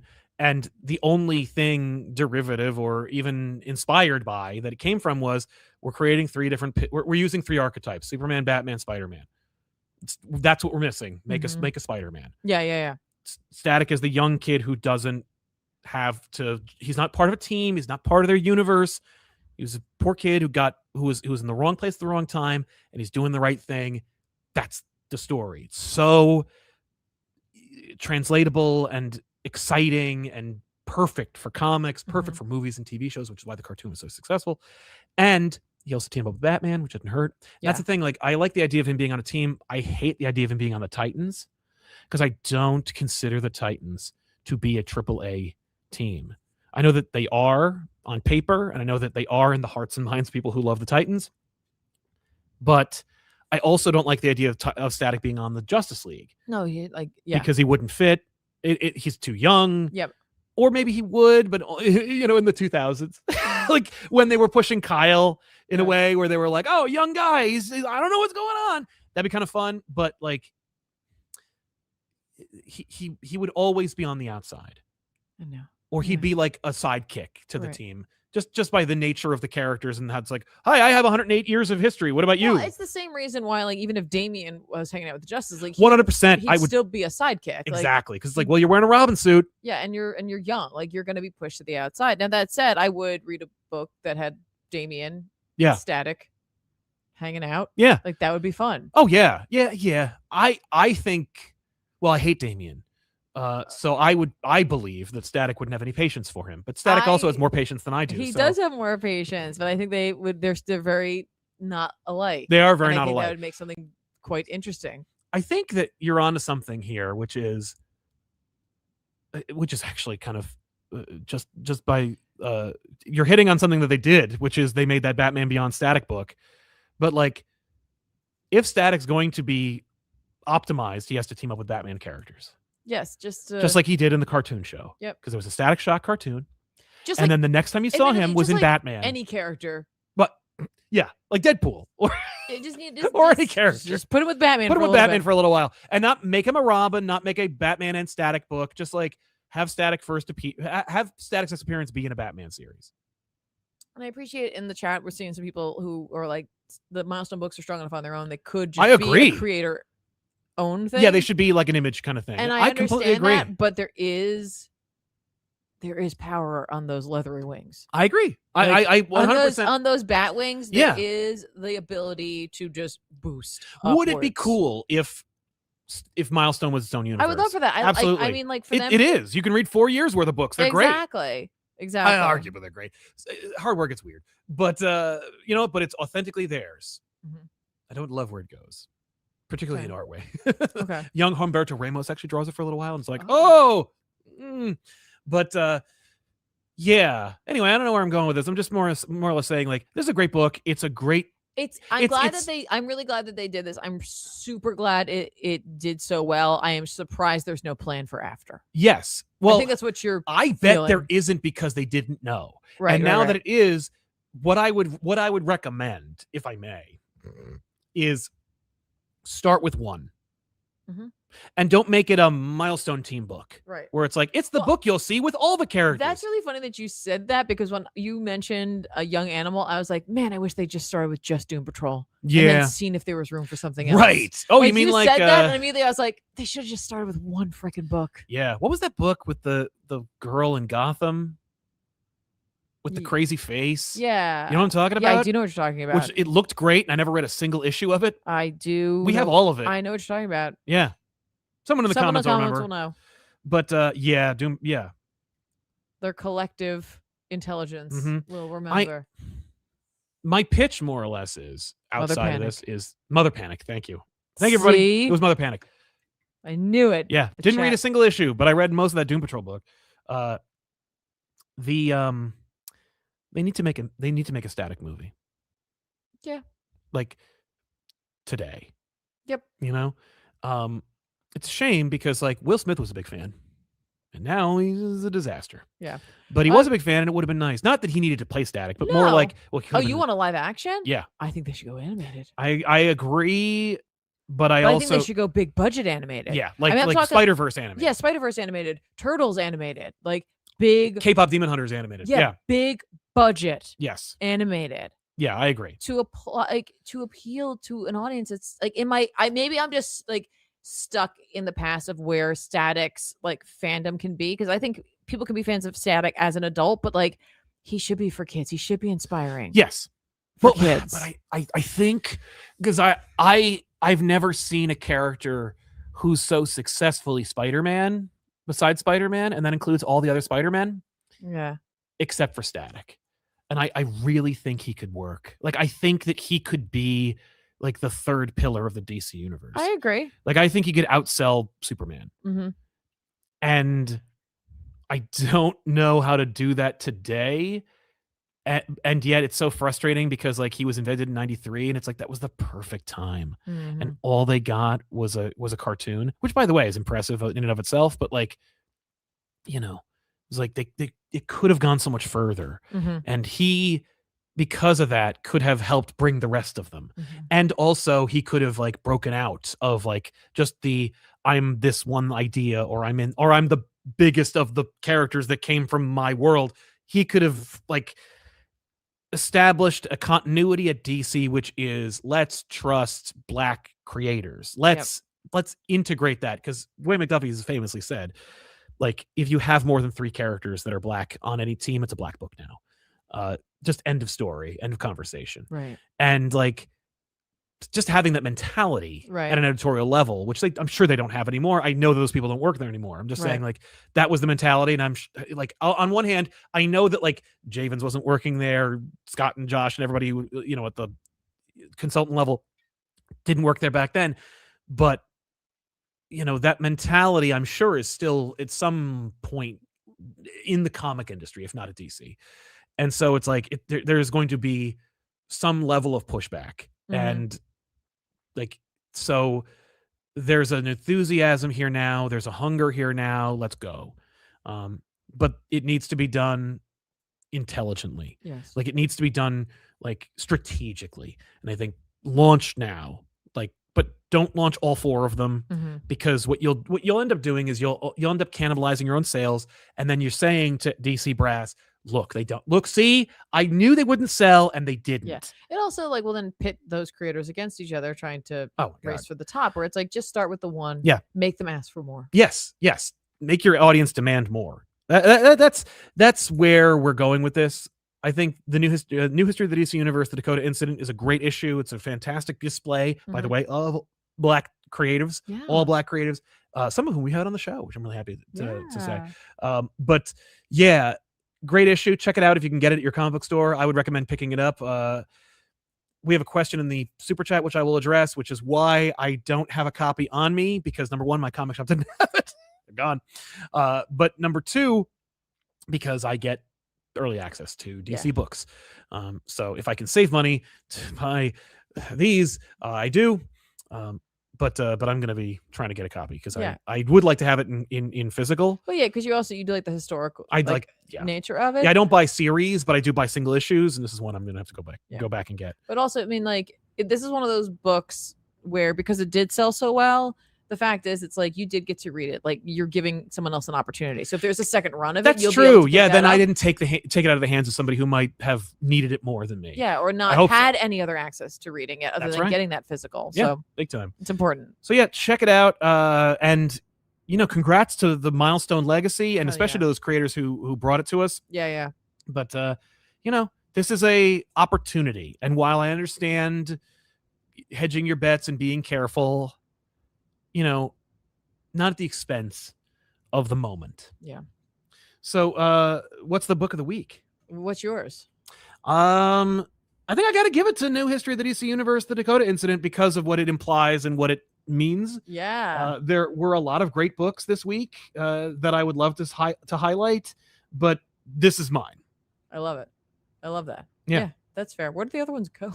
I got rid of them because I knew they weren't going to be even qualifiers. I see. But I know, but you know what? That gives us an opportunity to highlight yet another fantastic series.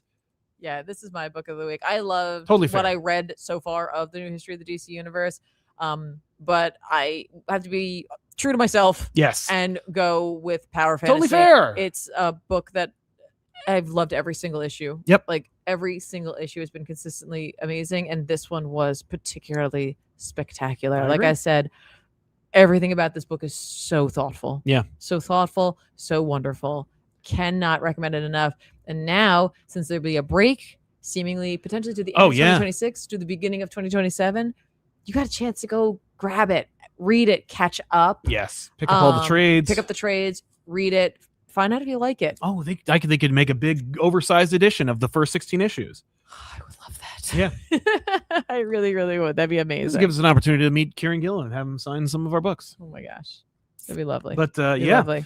So with those in mind, we're going to jump into our super chats, and then we'll recommend comics that are coming out this week that we think you should check out. Amazing. As we pull up our lovely and talented comments from you good folk, I wanted to mention, of course, to remind you that Christian Ward and Rob Carey's series Event Horizon Inferno #1, the pre-order cutoff, the final order cutoff for pre-ordering that first issue is March 16th, which is a little bit more than a week from today. I believe it's 8 days from today. Okay. No, it's not. It's like 7 days from today. Doesn't matter. Check it out. And it comes on sale on April 22nd, I believe. Okay. So check that out. Pick it up. It's awesome. It's a great book. I've read it myself. Tiffany's going to read it soon. Yes. And we will check that out. We'll watch that book with great interest. So yeah. You made that joke already. Did I today? Yeah. No. On the interview with Christian Ward. I was listening. Oh, okay. I can hear these things. I can hear your side. Oh, the other thing I wanted to mention. Yes. What's up? I'm wearing this shirt in solidarity with my collaborators at Dorkly.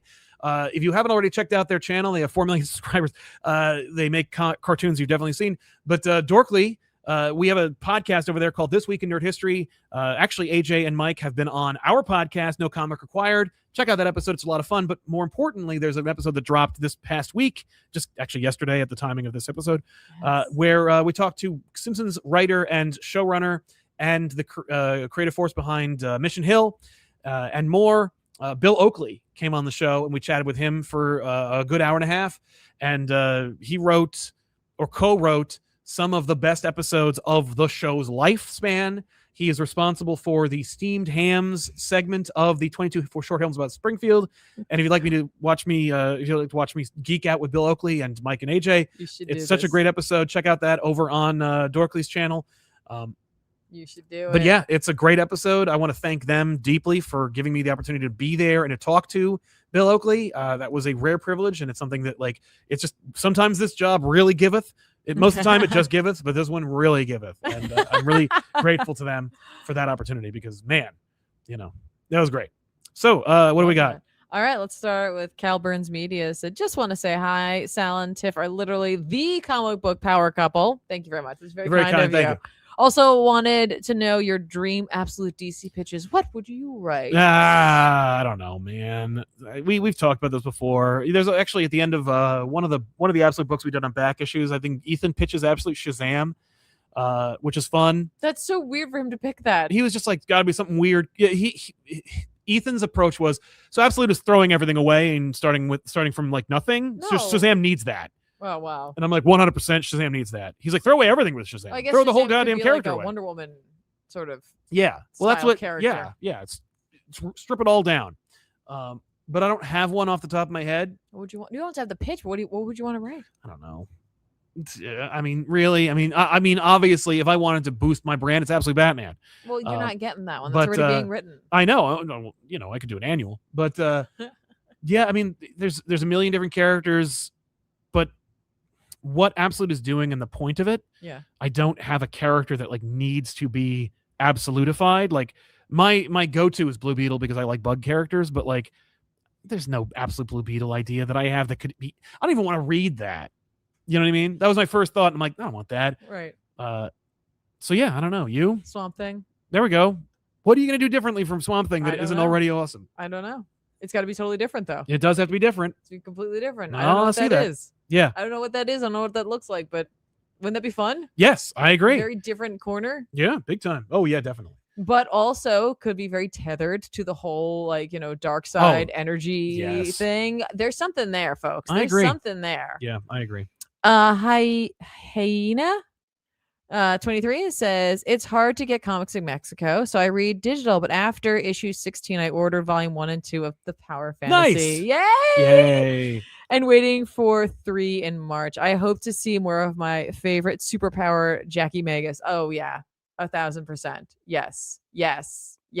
Like those characters that Gillen has created have for 16 issues have such a long history for me without feeling like I'm too lost in the sauce. I'm not lost in the continuity of it all. It's just that they feel so well developed. Yeah. Love it. I'm so glad.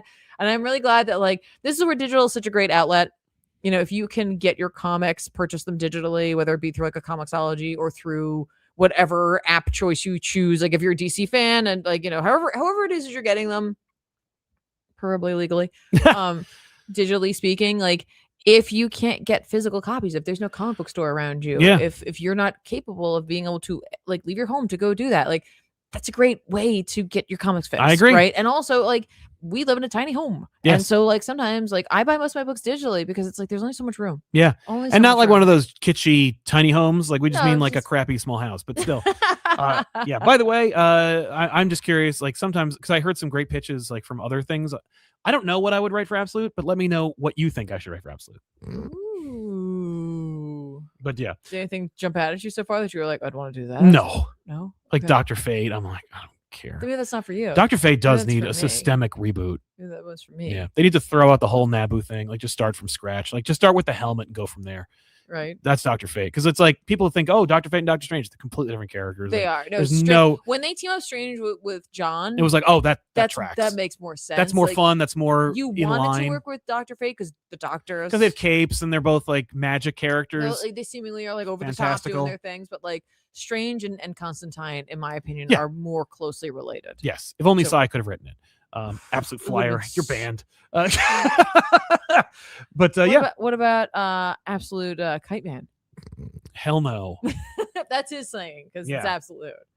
Absolute Axis.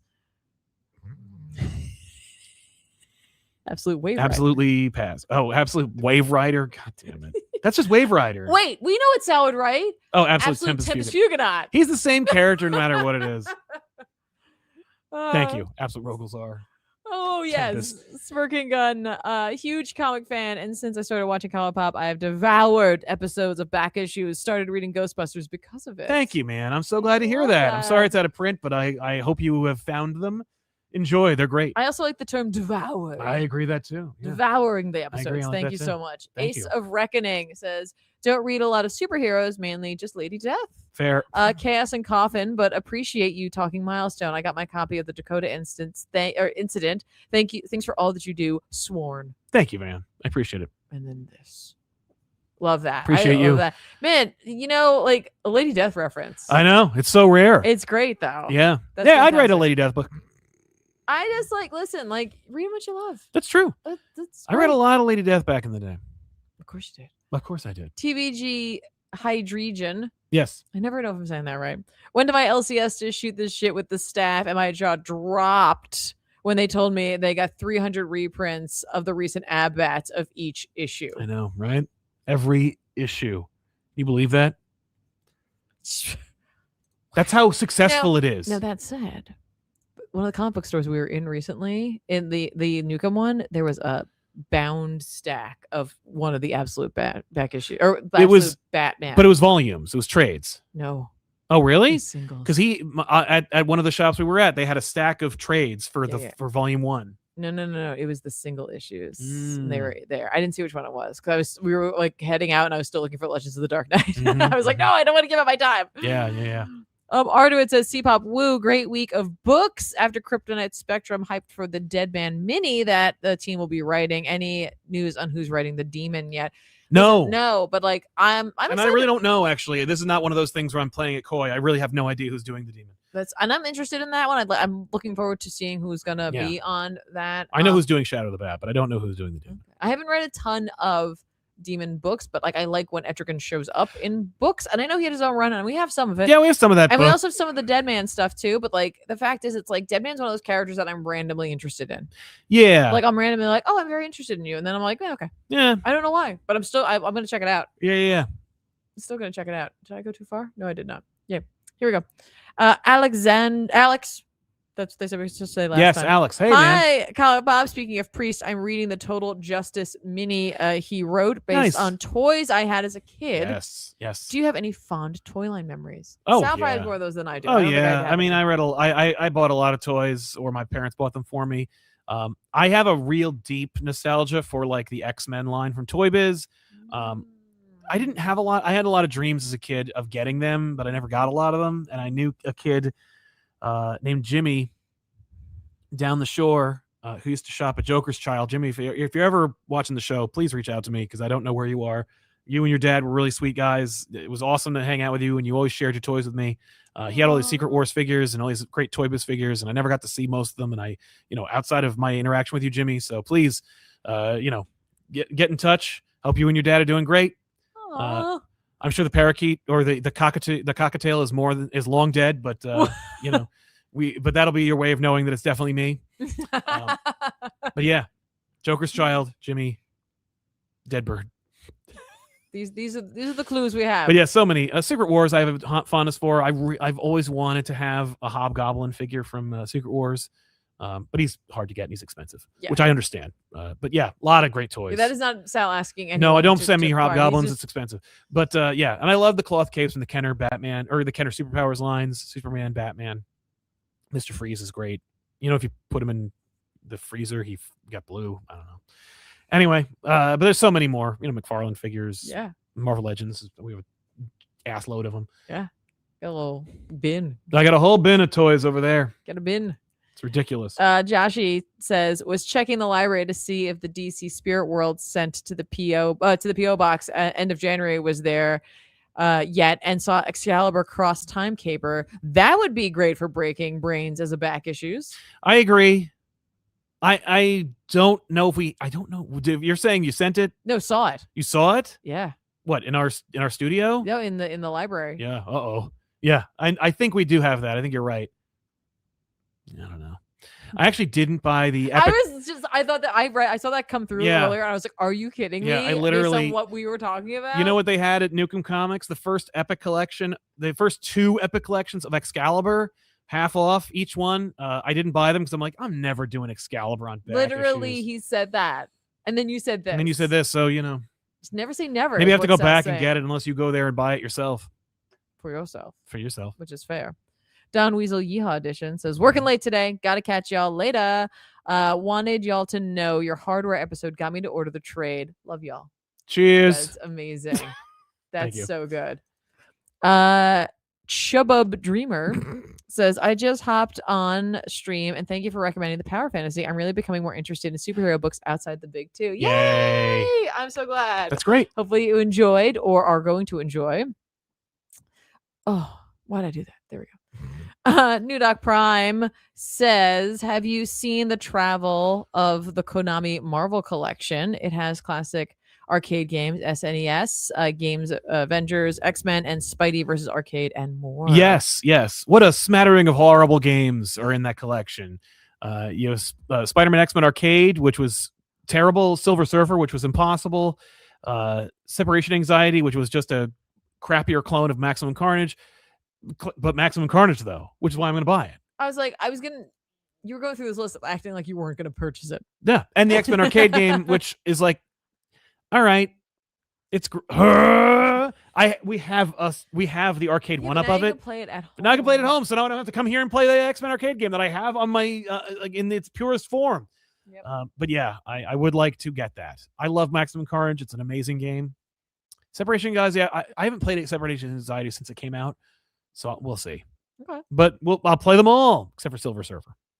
The Great Devlin says, I just got back from DC and made sure to visit 2 LCSs, nice. Or 2 LCS. Looking through my haul, none of it was the big 2. Wow. Also, both had massive local and BHM sections. Shout out to Big Planet and Phantom Comics. I love that. Check out those shows. I love when people shout out their local comic book I agree. Check out your stores, folks. Yes. Yeah, because every comic book store has a personality. That's right. Oh, yeah, they do. They have a personality, like the store itself. It's like a living building. It is. Bleh. Just became Dracula for a second, but that's awesome. Bleh. Good for you. Yes. None Agreed. of the big 2. I love hearing that. I mean, listen, I do love me some even big though 2. all of these are big 2. What? All of these books on our table are big 2. Yeah, but it's because the ones I bought aren't here. That's I right. had 2 that weren't. You got 2 that weren't, but they're not here. No, I think I got the Deviant Volume 2, and I got Pine and Merrimack because it was something I wanted to check out. Yes. Yeah, because I was like, I think I read the first issue of that, and I just was like, I don't know about this, but as a trade for half off, willing to try it out. Yeah. Hogzilla says, if you guys haven't seen it, I recommend the 90s Gamera trilogy. It's considered some of the best of the kaiju genre. Really? Some of the best. We'll see about that. Okay. No, probably not. Jim Woodward says, what is the service you use to read DC? They say the comics are a week off if you pay for the higher ones, Yes. but you guys seem to have access to them right away. So Yes. I purchase I go through Comixology. Yes. So like I'm purchasing basically Comixology Day and date. Yeah, it was purchased via Amazon, and so I'm reading my comics on my Kindle, Mhm. which is not my Kindle, it's just my iPad. And so I use the Kindle app on there. Sometimes I also read them on my phone because I don't always carry this around with me, and so like I can also download them through the Kindle app on my phone. Yes. They inevitably adopted and made better than what they originally had. The panel to panel reading in that, like guided view. Yeah, guided view, because Comixology had a beautiful guided view, and then when Amazon bought them, it was destroyed, and then they built it back up, and so we're in a better place now with guided view. So that's how I read them. Sal is on a couple of press lists, so he usually gets them ahead of time. I read them through Box, a file sharing program that they use. But that's not quite the same thing. It is not. You're looking for that, so it's like the downside, of course, is that like I'm purchasing individual books. Yes. Right. And so like as opposed to having a subscription where it's like, because my interests are so varied. Yeah. Like I read Marvel, I read DC, I read IDW, I read Image, I read Boom. It's all over the place depending on the month. Yep. And so for me, this model just works better. The downside to this is that I see a total. Yeah. Yeah. Sometimes it just purchases them automatically, but I earn points and then I can use my points to get like $3 off or something of like a book. Yeah. I don't know. Yeah. So that's how I'm doing it. I'm not saying it's the best. I'm not promoting to support Amazon either, No. but in terms of being able to digitally get my books, right. But I do buy the week they come out. Yeah. That is the best model for me for right now. Absolutely. Yeah. And I read my Marvel through Comixology as well. Yes. Yes, and actually, I'm not on a list like that. Yes, I am on a list. I'm finally on the press list for Marvel, but not the previews list. Okay. What's funny about the Comixology thing? Like we have the same Amazon account, but like I don't usually see your stuff, and you don't see my stuff. No, like we have our individual our own stuff. accounts. They're like making sure that we're not sharing a library. Yeah. So sometimes, like admittedly speaking, if there's a book that we both have to read, I have to we'll buy one. I have to check in. Yes. And be like, because we've done that before. We've both, and I'm like, well, great. Now we have 2 digital copies that we're renting. And that is the other thing. You're renting your comics if you do it this method. Yeah, like, absolutely. and I recognize that. And that's why sometimes certain books that hit me hard enough, I go and buy a physical of because I want that. Mm-hmm. But there are a lot of books that like, they're not disposable at all. But it's like, never do I really need like that issue? Yeah. Yeah. But that's my. Do we need any more issues of The Flash? Like.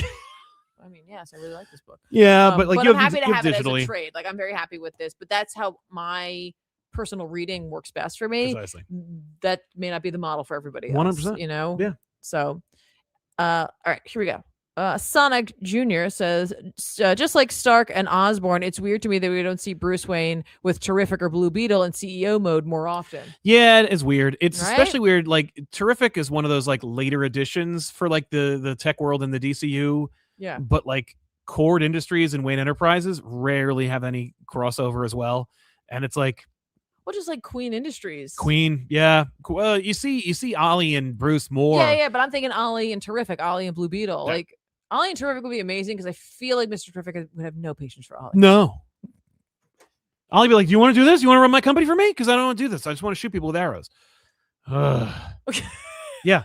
Why are you here? Exactly. It was like I tweeted the other day. I was like, just merging worlds. Someone drew a picture of Daredevil and She-Hulk, and I'm like, when are they just going to start a firm?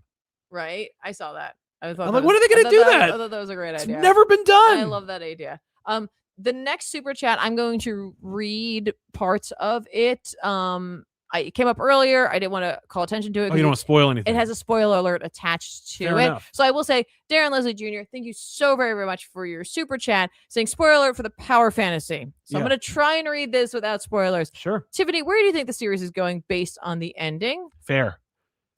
And then some other things, which I'm not going. I've personally read them, and I want you to know I've personally read them. Yes.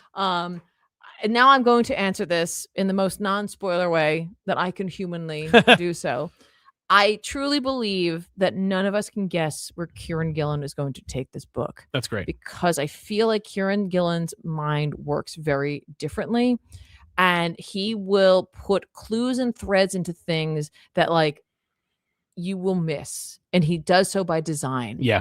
I think that's what makes him such a strong storyteller for me. Like he tells the kind of stories I want to read. Mm-hmm. And so it's like part of me is thinking about like, where is this going? Like, how is he going to fix this? How is he going to do that? And then there's part of me that's like, I can think about this all I want, but at the end of the day, I'm never going to guess how he's actually going to do it. Like I literally can't wait to see what is going to happen based on the ending of issue 16. Like, just can't wait. Cannot wait. Yeah. All right. I hear you. Cool. But yeah, I didn't want to shame anybody for that. No. Like, you know what I mean? Like, I want you to know, thank you so much again, Darren, for that. And obviously you're also a Power Fantasy fan. And I'm just happy to know there's so many out there. Yeah. Matt Sherlock says, Superman idea. No one in Smallville thinks Clark Kent having superpowers is strange, not because they know a secret, but because this is a universe filled with metas, and he's not even the only one in town. Okay. Kind of cool. Yeah. Kind of cool idea. That'd be fun. Hulkzilla says, Thank one, you. I love that everyone knows other monsters from Toho's gallery. Two, I agree with Sal about the premise, but I still think Sky High is peak. That's fair. 3, Absolute Wonder Woman still rocks. Yes, it does. Thank you. It's really this, but Doctor Strange. Yeah, I know. Listen, I can't help it. It's just me. There's still some in there.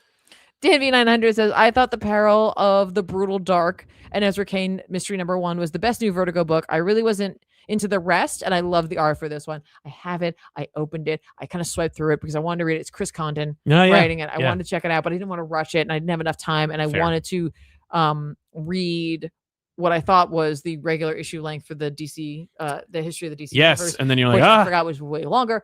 But I agree the art was really quite good in it. Mhm. So I have that one. It's sitting on my iPad literally right now. Jake Murphy says, have you guys caught Nirvana, the band, the show, the movie? It is the comedy of the decade and the second best Back to the Future movie. I heard about it and I've seen like not trailers, but like TV spots for it, but otherwise, no. I haven't seen anything for it. I live under a rock. Somber Shadow says, I quite enjoyed the Dakota incident, especially, and yes, thank you so very much for your super chat, especially as a black kid who grew up looking up to characters like Black Panther, Miles Morales, and Static. I surely hope they keep continuing to use the Milestone characters. Please, DC. Yeah. Agreed. It's funny. I was, I don't remember if we were talking about it on the couch, but it may have been cut, but I was like, I heavily implied that when they did the New 52, Hardware should have been where Cyborg was.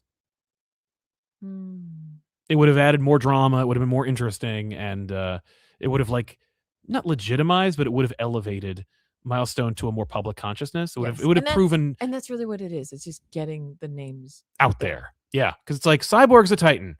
No one really like anyone who accepted it was like not a Titans fan, right? Because no one who's a Titans fan was like, I believe the Titans are just the Junior Justice League. No, those are Titans fans. They like Titans. Yeah. And those who don't know who the Titans are couldn't care less either way. So it's like you're not pleasing anyone. You're just you're just confusing people. Right. But Hardware was not on a team. Put him there. Right. And then have him quit every episode because like he would have hated being a Justice Leaguer. Yeah. That's fair. Joshy says Resurrect the Outsiders and stick Static in there. Yeah, the Outsiders don't sell. That's the problem. I'm trying to like I'm thinking about where to put Static in a place where like I mean honestly just put out more Static books. But again, like season 1, like that's it. It's confusing. Milestone Returns. No, it didn't. Also, you're confusing people. You're picking this up. You're like, I love Static. Milestone Returns, 2 different companies' logos. Season 1. I'm like, I don't even know what the hell I'm looking at. Fair. Anyway. Damien900 says, I feel like the last successful DC Young Spider-Man-esque series was the Brian Q. Miller Stephanie Batgirl run 15 plus years ago. Static should be easy. Yeah, I agree. I think Stephanie, it was a more plastic, malleable time in the 2000s because it was birthed by that like desperate period from the mid to late 90s where like you could do anything and kill anyone and make a new character and they would sell and it'd be insane and successful. And the 2000s were just like, and how about this? Like, well, obviously Barbara Gordon is never going to get out of the chair. So how about new Batgirl? Well, I got to come up with something new. And then like, it's not Stephanie Brown, but it was Cassandra Cain. Just make her, and Stephanie Brown was like, there's room. How about Stephanie? Make her a thing, Cluemaster's kid. What? And it's like, and then as surely as that was the time and period and environment, someone who liked the stuff before that came in and was like, none of that. Right. And also there's like rules now, like rules about what is canon, what isn't. Also, I don't like the fact that Barbara Gordon was hurt, so she's back too. Like, I know there's rules, but also for thee, not for me. Right. Gotcha. Jake Murphy says Sal's absolute Batman story is a 2-pager where Batman blows up a robot skeleton with a stick of dynamite. Yeah, Batman versus Metallo. Yeah. Because I hate robots. No, I'm kidding. Sure. I mean, I know it's a Terminator idea. Yes. Who knows? Maybe I'll do more of those. That'd be awesome. Yeah, it would be. Super casual pleb says I'd love, or plebe, but it's one E. So I'd love an absolute Metal Man or an absolute Titans. Fair. Well, they tried that Earth 1 Titans thing, which was weird. Absolute Titans. I think you'll get it sooner than that. Yeah. Interesting. Okay. Matt Sherlock says I want Tiffany to do a show on Once in the Future. Me too. Yeah, I think that'd be a great episode of Back Issues. Do you really? I think it'd be great. I think it'd be a great episode. I don't know if people would watch it. We gotta figure something out here. Yeah, I love that story. Yeah, it's such a good story. My idea was we put it out, and then 3 days later we put out a Batman episode. But it's gotta be like the Batman episode. Yeah. To recover. No, we'd be fine. RLC Comics says humbly requesting from Morrison Quitely's new X-Men and more Saga on Back Issues. Hope you two are well. That's so funny you mentioned Saga. We were looking through Back Issues bins, and there was a couple of volumes in there, and I reread the last issue of the volume 9 right before they went on break. Yeah. And it broke my heart all over again. And I thought to myself, we haven't done this in so long. And then I saw the volume we were going to do next, and it was in there too. Yeah. And I was like, oh. Yeah. Yeah. It's funny how some of these things stick with you, right? Yes. That was 7 years ago. Matt Sherlock says Static's school gets a new teacher, Black Lightning. All right. I don't know if selling Static by way of Black Lightning is the way to go. Like, I think making a Black Lightning book is a tough sell. Oh, I don't know. But you know what? Black Lightning teamed up with Batman in a Detective Comics series. So, all of our ideas are on the table. That's the same issue that Benny appeared in. Oh yeah. By the way, someone said Batman versus Hardak was the Hardak, obviously. Hardak is absolute Hardak. What a great idea, which was just stolen from Hulk. It was just, what if we did Blade Runner? I just want to do Blade Runner. They hired the guy from Blade Runner to be the same character in Blade Runner, like in the Batman episode. Yeah. It was just like, oh. It was also they put Batmite in there. Well, yeah. His Silicon Soul is still top 3 best Batman in the series episodes. Totally fair. All right. So that's it for Super That's Chats, it? my friend. Yeah, it's time for... Let's recommend some books. Let's do that. This is the part of the show where we tell you what's coming out this week that we're excited for. That's right. Sal? Baby, what about me? You got anything coming up? Of course. I got so much coming Absolute Superman number 17 is going to be dropping. Listen, I'm really enjoying the Superman series now, and hopefully you are as well. Yep. Also, Absolute Flash number 12 is going to be dropping. It's yes. a fun book. Batman 7 is coming out. I've read it. It's all talking, and it's great. Check it out. I love some talking. DCKO 5. Love it more than issue 4 by a lot. That said, we'll see. Huh? What else you got?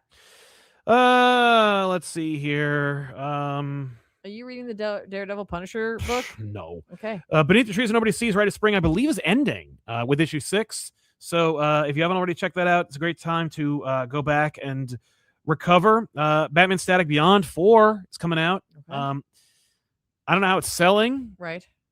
But based on the noise surrounding New History, I assume it's doing like that did better than this. But right. Again, send the message. Hey, this is what I want. Right. Also, just throwing it out there, I am very much behind on this series, but I still like to make you aware that books like The Nice House by the Sea number 8 are going to be dropping as well. Nova Centurion, I dropped. I'm by accident. Well, so did Marvel. It's what? Is it canceled? Oh yeah. Oh. Everything Imperial is canceled. Oh. Are you going to be reading Shadow of Maul number 1? Hell no, but I might get it for Ethan. Yes, because he loves that. He loves that character so much. I'll try to check out Moonstar number 1. It's the first time Danny Moonstar's getting a book. Oh no way! So that's kind of cool. Yep. Image is reprinting Marvel Team Up number 14, which featured Invincible and Spider-Man, and by extension the new Avengers teaming up. It's been notoriously out of print, so if you're interested in seeing what that's all about, check it out. Of course, IDW has a bevy of books coming out from the Godzilla Kaisei era, like Godzilla. They're also getting Ninja Turtles Godzilla 4 and Ninja Turtles Casey Jones #5. Those are all coming out. Additionally, I want to give a shout out to Twilight Zone. IDW is also putting that out. Remember, each issue is its own story with a totally different creative team. This time, we have the writer is El Marlo Francavilla, with writing and art also by Francesco Francavilla. Oh, I heard about this. It's a Francavilla fest. A Francavest of epic proportions. I'm very like the cover for this is so my thing. It's like underwater. It's not if it was in a icy cold place, just take it like ratchet it to the next level. But very interested in this one. Can't wait to read it. Agreed. And I've been hawking this a bunch, so I'll be consistent about it. Gargoyles Darkwing Duck #3 is coming out. Okay. If you were like on board for this back 2 issues ago when I was hawking it then, check it out now. Love it. I think that's it. Yeah, I mean, like the fact is, like I'm sure there's all sorts of things I should be catching up on, picking up. Yes, that are not coming out this week, but are available that are in our like. Obviously, you can see there's like 1,000 different reprints of various Absolute Batman books. So if you're the kind of person who loves variant covers, you might want to check some of those out. You might. There's quite a few that are quite striking. Yes, quite striking. You might want to check that out. Rabbit. But so again, I want to remind you guys to check out Tiffany on stream, twitch.tv/ComicPop or youtube.com at ComicPop Plays. Those are on Tuesdays and Wednesdays. What are you playing?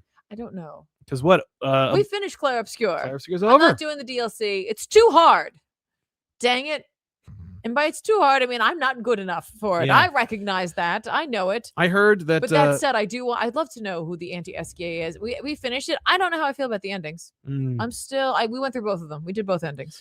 I heard this is not Marvel Rivals related, but apparently in Overwatch, like, chat dropped for like 6 hours. What? Like it broke. Ooh. So no one could talk to each other, and it was like a blissful 6 hours of like non-toxicity. Yeah, I love that. I never play with chat on when I play those games. Yeah, well, because you're a woman and you don't want to get like, verbally assaulted. Someone asked about Dispatch. I have not played Dispatch. That was on the. It was on the list. I literally have the demo. I never played the demo. Resident Evil. I don't think so. Well, I don't know. So. I don't like. Here's the problem with that. That's a bigger game. Like I feel like Dispatches, I can get that done because after we get back from vacation, I do want to start playing Fatal Frame. Yes. But I don't know. Strong feelings about the ending of Expedition 33. Me too. Very strong feelings. A lot of thoughts. Don't know how I feel about it. Still a beautiful game. So to recap, thanks to Nukem and Phantasm Comics for helping us out. They also hooked me up with the Tombstone edition of The Death of Superman. Yes. Have you opened it? No, it's somewhere around here. I was going to open it on the show, but I don't have it. Just keep going. It's in a pile somewhere. I think it's over there. Okay. There's two. We have two because I have to send one to a comic book writer. But so that we big thanks to them for that. Big thanks to our super chatters for sponsoring today's show. Thanks to the chat for being respectful and cool, and for keeping the place friendly and warm and welcoming to our audiences who watch the show live. Special thanks to our Tuesday Warriors who come to the show to check us out after the fact. We do appreciate you for checking us out. This is the Tombstone edition of The Death of Superman we got from our pals at Phantasm Comics in New Hope, Pennsylvania. They got the they allowed me the opportunity to buy this and at retail. I'm holding it for you. Should I open it? It's up to you. Boom. I'm gonna hold this up here so that it doesn't go flying. Ta-da! Whoa! What? Oh my god! Gingerly on the floor. Boom. Oh my god. Oh, yes. Well, if you were wondering what? Where this is going. Careful. It'll be on the set. And I'll be opening it and reading it, of course. But for now. That's wild. Yep. Looks exactly like it did when in the solicitations back in the day. So cool. Look at this thing. Incredible. I part of me can't believe they even like did this. There's foam here? Some sort of foam. All right. No. I think it's supposed to be there. Yeah, I know. I think it's supposed to be there for sure. Yeah. What? But yeah, man. I think that's it. Oh, so thanks to them. Oh, thank you to Christian Ward for stopping by. Thanks to IDW for facilitating that. Stay tuned for more. There's so much more coming. If you haven't already, you should subscribe to this channel and check out all the videos we do. There's a whole podcast called No Comic Required, where we talk all about like basically non-comic related things, but still geek related things. You'll see the team and ancillary members of the team sometimes. Jason, for example, is a featured prominent member of the team. Yes. But yeah. Did you get somebody else? Yes, we did. Matt Sherlock says Static can join the JSA. They sell sometimes. Also, Ollie needs a series. They tease time travel. I want Ollie to be the real Robin Hood in a paradox. Kind of fun. That would be kind of fun. Kind of like that. Yeah. Kind of like a like that Iron Man book where he goes back in time. Yeah, but this one is like he goes back in time. He becomes Robin Hood, which then inspires himself to be.